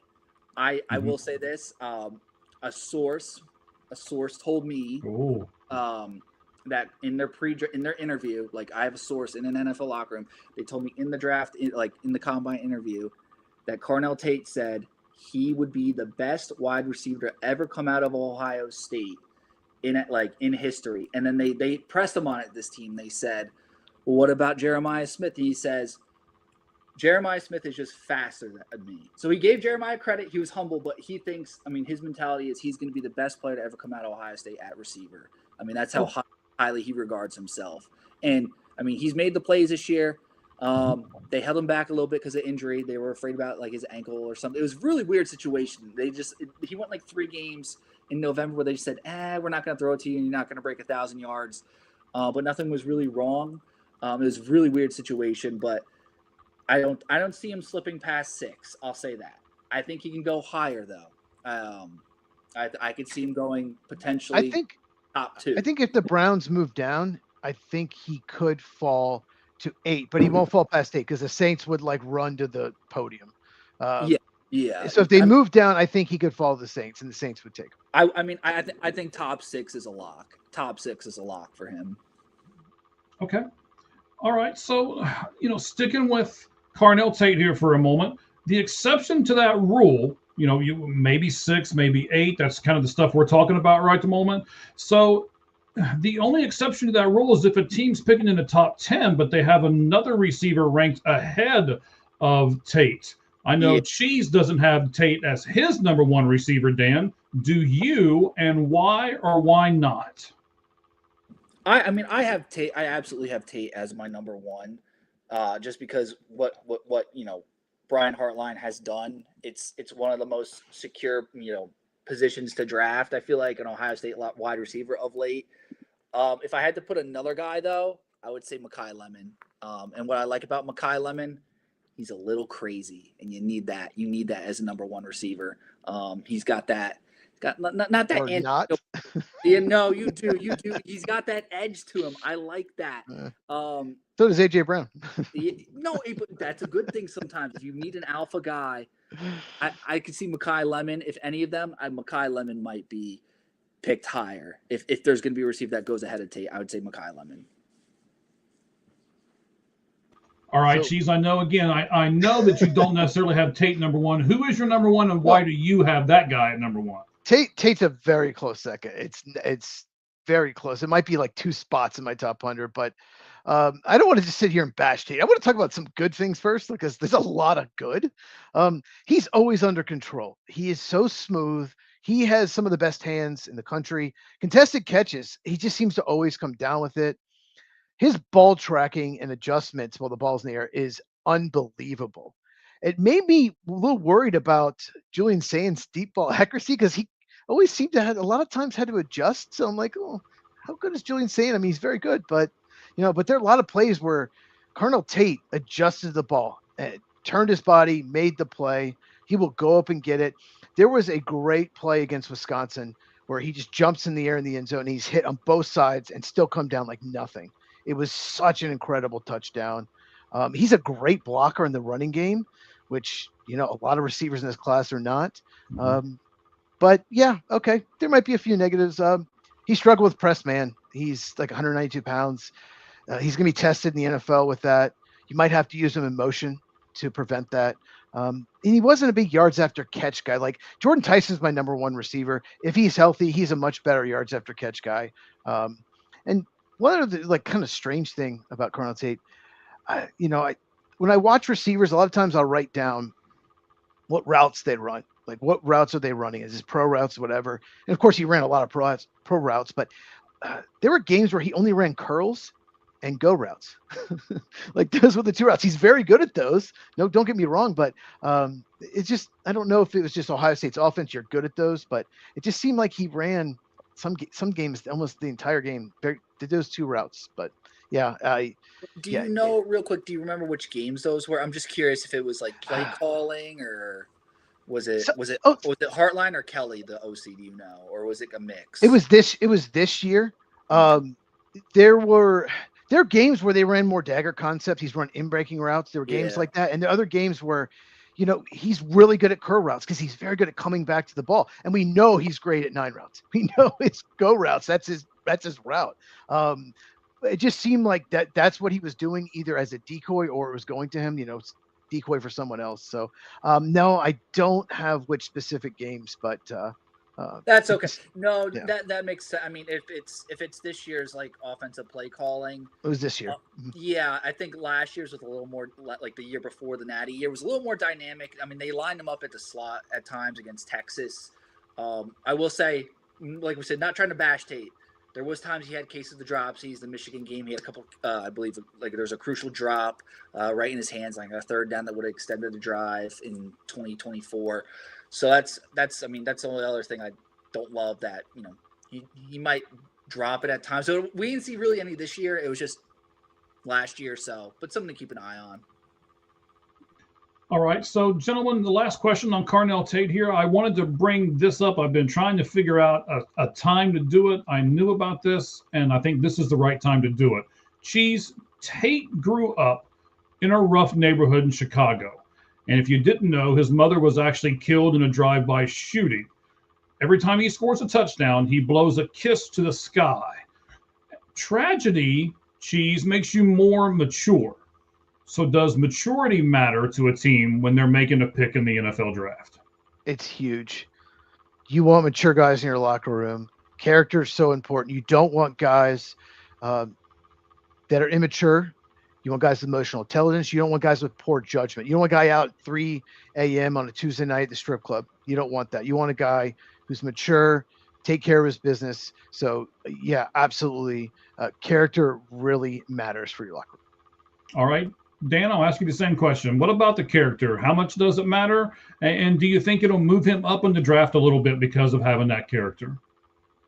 I don't think it's going to be the needle mover, because there's a lot of great guys out there that they're not going to top 5 because just character alone. Carnell Tate, though, he won 5 total academic honors at Ohio State, and just to speak of his character, when he was going through that super odd, like I said in November, that like ankle injury that people were like, he blew his Achilles, he broke his ankle, he's out for the year. And it's like, no, they were just kind of resting because it was Purdue, UCLA, Rutgers stretch, not important. You got to beat Michigan coming up. And we were literally at the game on Carnell Tate watch. We saw kind of like what was going on. We saw him with the ankle. We were literally like on the sideline there. And people kind of started going, oh, it's disciplinary. He did something. He's suspended. He did something. Like there's rumors flying on the message board, but like people are so quick to dispel that. And that just kind of speaks to how great of a character he is, because it's like people were like standing right by him, like, no, that has nothing to do with anything that's going on. He's a great kid. It's just they're kind of holding him back because it's you're going to play Michigan for the biggest game of the year for the team, and then obviously you would have Indiana and then the playoffs. So it's like we don't need to see how much tape are we going to get of Carnell Tate running dig routes against UCLA and Rutgers. Like what more are we going to learn about Carnell Tate there? He wasn't going for any records or anything for the school. He was just going for maybe 1,000 yards. So I think he's a really high character guy. All right, I certainly agree with that. Now let's move on. Our last guy here, Caleb Downs. So we talked about bloodlines earlier, and man, he has one too. His dad played 6 seasons as NFL running back, and ex-NFL quarterback Dre Bly was his uncle, and his other brother plays now as a Colts receiver. But he credits his grandfather, who was a 23-year-old Army vet, for making him the man that he is today. And let me give you a quote from him talking about his grandfather. He says, "He raised his son to lead my family the way he did. I felt like the way you lead your family in terms of how you operate as a father, that's been passed down to his son, my dad, and hopefully someday it'll be passed down to myself and my family." He seems to be a leader, Dan. Do you want a leader in your football team, on your football team? And should that leadership quality, again, should it project him higher and higher on the draft board? Caleb Downs should absolutely shoot him up draft boards. Caleb Downs, and I'm gonna just talk so much about Caleb Downs because if I had it, he's probably my favorite Buckeye on this list. Okay. Caleb Downs, his whole family unit. It's not just his grandfather, and because it takes a village to raise a man like that. Mm-hmm. And Gary, his father, is an incredible man. Like his mother, is an incredible woman, and who also graduated from Ohio State. Yes. Oh, yep, and she's a teacher, and she's gonna basically, on draft night, basically, once it hits Friday morning, she's retiring. I've been told from school, from teaching. Okay. And I mean, it's such a great family unit, Josh is an awesome, brother figure. Dre Bly, but it's also the mentors Caleb's had in his life too lately. Like Nick Saban was like, obviously he had time with Nick Saban. He had time with Ryan Day. Caleb Downs is the epitome of leadership. When he came into Ohio State, he really took over the defensive room. I noticed a major culture shift when Caleb Downs came in there. Best in America, they call it BIA. They weren't producing NFL talent at the time, which was like Ronnie Hickman was going undrafted. We did not have any good corners going to the draft. Caleb Downs came and completely changed the culture. He is one of the best leaders in school history. I cannot talk higher enough than Caleb Downs. He is a surefire generational prospect. He compares to Ed Reed, a Troy Polamalu type. As a safety, I watch his game and I'm like, he is like the perfect player. So it's going to absolutely kill me as a Broncos fan when the Chiefs take him with their first round pick too. I don't think he gets there. I don't think he falls that far. You don't think? I hope he gets taken sooner, because if he gets taken at the Chiefs pick, I am going to be so livid, because it's my favorite player going to my least favorite team. So I think they're more in on one of the edge rushers. I don't think he's going to fall there. I could see Ruben Bain to the Chiefs. Yeah. So Cheese, we've talked about the bloodline, we've talked about character, now let's talk about leadership. Some of these things that are not necessarily measured on a football field. How important is leadership? It's huge. You got to have good leaders. You got to have a strong locker room. Because a bad locker room can hurt you. You have to have leaders to help the young people, the young players. There are teams that if you have bad leadership, they fold. They collapse in the playoffs. I have so many notes on Caleb Downs. I can't possibly read all this, but I just want to talk about him. A couple examples. Against Penn State, okay? They tried screens, reverses, misdirections. They were trying all these trick plays, trying to get something going. And Caleb Downs seemed to stop all of them. He was the guy. He was all over it. I don't think I've ever seen a safety blow up screens better than Caleb Downs. He reads them, and he's so explosive, so fast to just blow them up. And Penn State just, I get it. You have to do something to pull the upset. They tried everything, and none of it worked. And the main reason was Caleb Downs.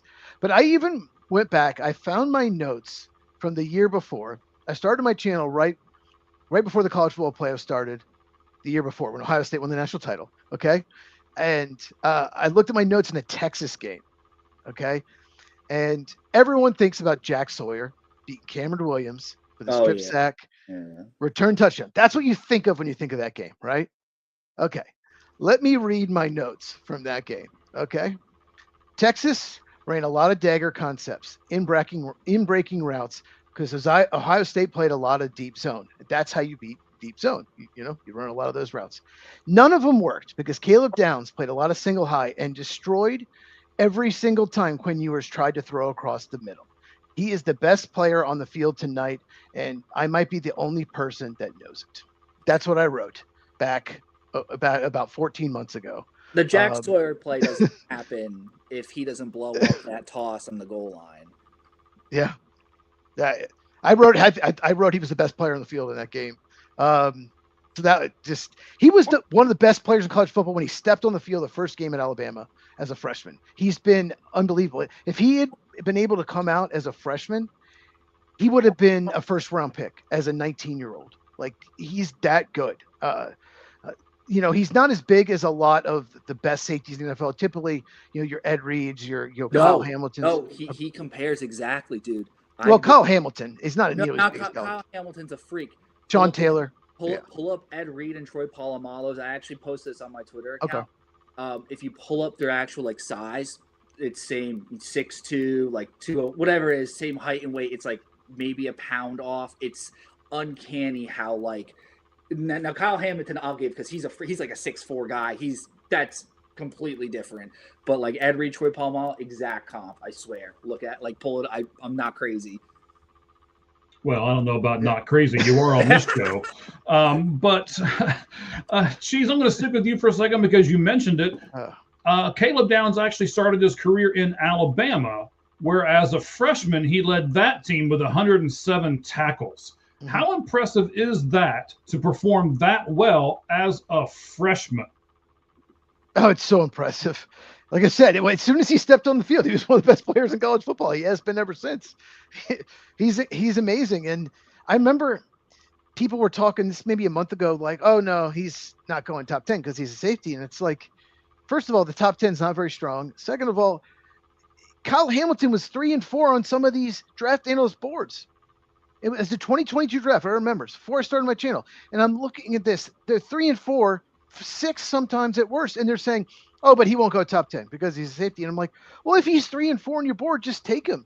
So it's like you have to take this guy. Like, would you rather have, a player that's at a more premium position, like offensive tackle or edge rusher, that could be pretty good, or would you rather have a Hall of Fame potential safety? So it's very impressive. All right. So, Dan, what about his freshman year in Alabama? What did you think was 107 tackles? Come on now. And that's Alabama. It's not like it's, Toledo. I liked his freshman year at Alabama. He wasn't – you watched the game against Michigan, the playoff game. I think that was probably one of the worst games he's played in his career. And even then, that game, he was played pretty dang well. He did drop the pick, which was – it alone was a crazy play to even get to the ball, but he didn't catch the pick, which I know eats him because he holds himself to such a high standard. And then also, I believe it was like Michigan's fullback absolutely like mauled him on, I think, one of Corum's touchdown runs. But other than that, I thought, he had a really good year at Alabama, returned a punt for a touchdown, did a little bit of everything. But I think he's obviously grown so much since Alabama. And he's a completely different player. And I mean, he was literally a coach on the field, and I know Chiefs kind of had his notes and everything. He's saying like he's so good at blowing up screens. I want to add to that. I mean, I feel like every time me and Cass watched a game, we'd always like text each other and be like, Caleb Downs just ruined that drive, because there's usually one drive a game where the running back, he would just get into the backfield and just tackle for loss, and it's 2nd and 12 or 3rd and 12 out of nowhere when the offense was expected to be on schedule. And he could also go and return a punt like 70 yards for a touchdown. And he could also play, single high safety and play, like a robber type deal. He's just so complete. And the fact that his brother, I feel like, has been kind of preparing him a little bit. I think he's been leaning on his brother, which is such a great thing. Because Josh, they do the podcast together, Downs to Business. Shout out them, follow them, great podcast. And Downs to Business, like, they have like all the NFL guys on there explaining to him like, oh, Caleb, like, you're gonna love the NFL game so much more than college, because he's such a clever player. He's so cerebral. And football is life to Caleb. So, and also whoever, like, someone tried to leak too that he had a degenerative knee issue like that, in that lasted 24 hours. That was the story for 24 hours and it was gone. It's kind of like the Carnell Tate thing too, like the character thing, like I mentioned. Like, people are just leaking random stuff that there's no merit to any of this. That happens every draft season. It's a game, because he's such a great kid, and I'm very excited tomorrow to see where he goes. I mean, as long as he doesn't go to the Chiefs, I'm getting his jersey, so I'm excited. But now, real quick. Now, he's not perfect. I did find a few flaws. Okay, he would miss some tackles. He missed more than I kind of expected. He had some missed tackles, and sometimes he'd play in coverage the receiver and not the ball at times. But those are minor things that are fixable, and that was not even every game, just some games. But that's pretty much it for negatives. That's it. That's all I got. That's all you got, man. You can't really beat that. I mean, I was waiting for you to rattle off this negatives. Big list. And, oh, man. Reminds me of Eric Berry a little bit.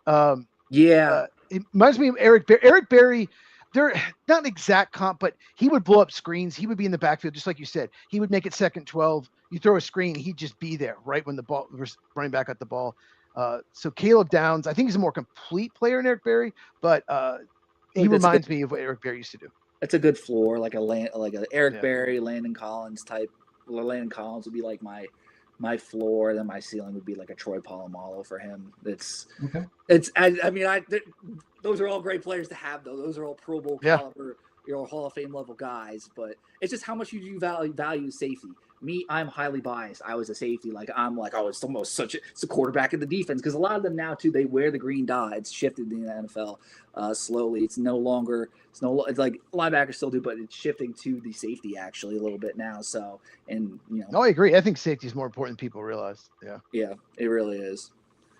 All right, guys. So, you guys are here with us on the Lights Out Sports Podcast. We appreciate each and every one of you staying with us. Our numbers have not dropped whatsoever, even though Cheese is still in the middle. So Dan's with us here, Bunch of Nuts Podcast. Dan, you said you're on X, you're on YouTube, and then you also mentioned the fact that you've got some audio only. Where can we get you at audio only if that's what people prefer? We're both on Spotify and iTunes, like Apple Shop.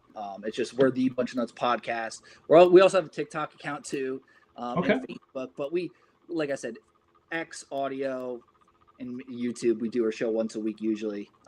But thank you for the plug. But yeah, just honestly, everything's on Twitter. Go on Twitter at bunch_nuts, and you'll see everything there. It just makes more sense if you go to our Twitter page. It's all there. All right, sounds good. So our last question here on our last guy, Caleb Downs. Dan, I'm going to swing it over to you here. So some of his Ohio State brethren were converted, or they have played multiple positions. Downs, on the other hand, was a 3-year starter in the same position, 1 year with Alabama, 2 with Ohio State. Does the fact that he has been a 3-year starter at one position give him any type of edge when he's being evaluated for the draft on Thursday? Yeah, I mean, I would definitely say so. I don't see how that couldn't hurt. But he can also play. He can shift everywhere. Like I said, he's come down into the box. He's gone up high. He's all like these Ohio State guys. The thing is, Arvell, Sonny, Caleb. We kind of played not a positionless defense, but they all moved around so much. It's such a cohesive unit. It doesn't really matter what position, who's playing who. All these guys can do multitude of things. So it's just really how does it work into the game plan? Because that's kind of how Patricia approaches things. So, but I think there's a lot of good tape on Caleb Downs and not a lot of bad tape. It's very hard to find bad tape. So it obviously can't hurt. All right, Chief, same question, buddy. What about being one position, one guy his entire career in college? It's just the experience. Their teams, they love 3 years experience. When you have 1 year and you have, you have 2 decent years and have one breakout, might not help you as much. When you have 3 amazing years, all that experience, it can only help. It does not hurt. Okay, so last question, just kind of a general Ohio State question. Cheese, I'll start with you, then I'll let Dan close everything out as we're getting ready to wrap up the Lights Out Sports Podcast here. Last question is this. We mentioned Lorenzo Styles Sr. earlier. He is now the defensive analyst and linebackers coach for Bowling Green. Richard McNutt is their defensive back coach. And, of course, the head coach of Bowling Green is Eddie George. All Ohio State former football players. Gentlemen, if you had a son who is not quite good enough to play in the SEC or the Big Ten, would those 3 coaches sway you to have your son play for Bowling Green? Cheese, I'll start with you. Absolutely. Absolutely. It's the same thing. It's if they're in Ohio and they got offers from MAC schools, Bowling Green would probably be the choice, especially if they played running back and Eddie George. It's the same as if say you're getting offered from, I don't know, Texas Tech, Baylor, Arizona State, right? And you're a wide receiver. I'm going to Arizona State because I want to learn from Hines Ward. If you're a wide receiver in Florida, you're not offered Florida State, Miami, Florida doesn't offer you, but South Florida does. Oh, Brian Hartline. Okay, I'm wide receiver. Yeah, I want my son to go there. So yeah, absolutely. I think that's very important. All right, Dan, what do you think about those 3 guys at a smaller school like that? Do you think it would sway you as a father to send your son there? As a father with a son, as long as my kid doesn't play for Michigan, I'm happy. I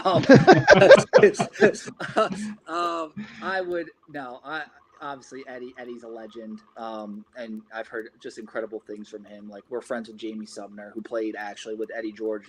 Eddie George is one of his guards on his Heisman season, and like obviously Eddie's just like, I've heard just such fantastic things about him, and obviously Lorenzo too is such a great man. So it's just a great coaching staff. That'd be such an honor to have your kid play for Bowling Green. Just to begin with, a MAC school would be absolutely thrilling, and then you just throw on top of like all those legends. Sign me up. I mean, absolutely. But if it was like Jim Harbaugh, I'm like, nope, you're going to the Army, son. Like, you're not enrolled in college. Sorry. I'm joking, obviously, but yeah, no, it would just be, I mean, regardless, it would just be an honor to see you. Realistically, it would just be an honor to see your kid go anywhere. But my kid's probably going to go golf, honestly. I don't think he's got the size for it. All right, got it. Cheese, is there anything you want to add to the end of the broadcast, buddy? No, this is fun, and just I got my top 100 tomorrow, and got my final mock on Thursday afternoon. And it's Football with Cheese on YouTube, and follow me on X at Football Cheese without the with. And yeah, we should have you back on before the season. Talk Ohio State coming in this year. I don't know if you know this, but I think Jeremiah Smith might be. We might be talking about him at this point next year. Yeah, no, he might be. The question is like how is he going to dodge getting drafted by the Jets, because the Jets have the entire first round pick. You know they'll pick high. You know they'll be in the top 5. They have 3 first-round picks next year. I think Ohio State fans need to really cheer for the Jets. So Jeremiah Smith might consider coming back to school next year. So we got NIL money. Who knows? Exactly. If you're one of the best players in college football and you're not going to be a top 15 pick, you will make more money than a late first-round pick. Oh yeah. So, or it's like, if the Jets have the first overall pick and the second pick, it's like, I'm going back to school. Yeah, Columbus looking pretty good. Right. As a guy who lived in Wayne, New Jersey, next to like 10 minutes from East Rutherford, yeah, it's way better than East Rutherford. Well, I'll say this: you kind of joke about it, but like Todd McShay, I don't know if it was false, but he reported that Dante Moore went back to Oregon mainly because he didn't want to be a Jet. Jet had the second pick. That's the main reason, not necessarily the NIL money. Was the main reason is he didn't want to be a Jet. So that's why he went back to Oregon. I don't blame him. And my wife is a Jets fan too, so it's like I feel their pain, but it's kind of warranted at points. So it's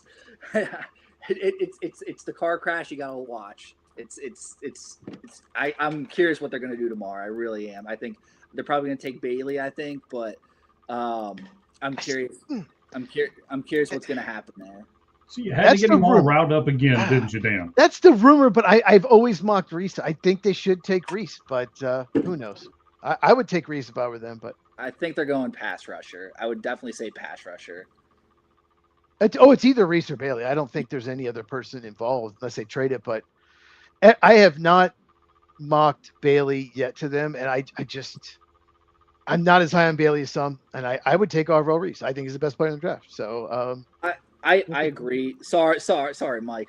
No, I agree. Cheese. I'll just hang out over here in the corner. Don't worry about me. I agree with like Arvell's better than Bailey. My thing about Bailey is I don't think he's as bendy. I don't think he's as refined. Like, I think Bailey kind of he would remind me of like a Will McDonald, and the Jets already kind of have that.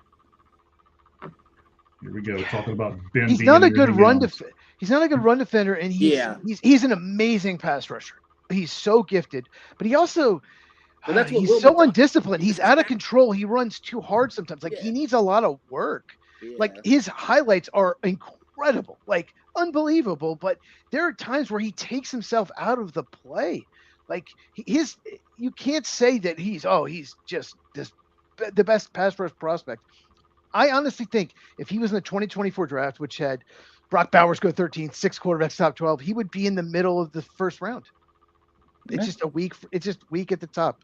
I just don't like him as much as others. He's not in my top 5.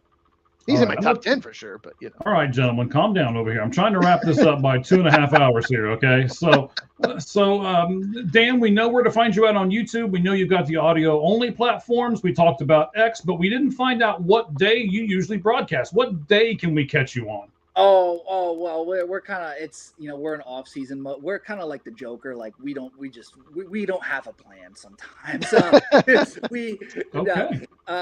during football season, we usually do like a Sunday and probably like a Thursday. We'll do like a recap show and a pregame show. But like it just gets nuts with the holidays, so we will sometimes record on a Tuesday.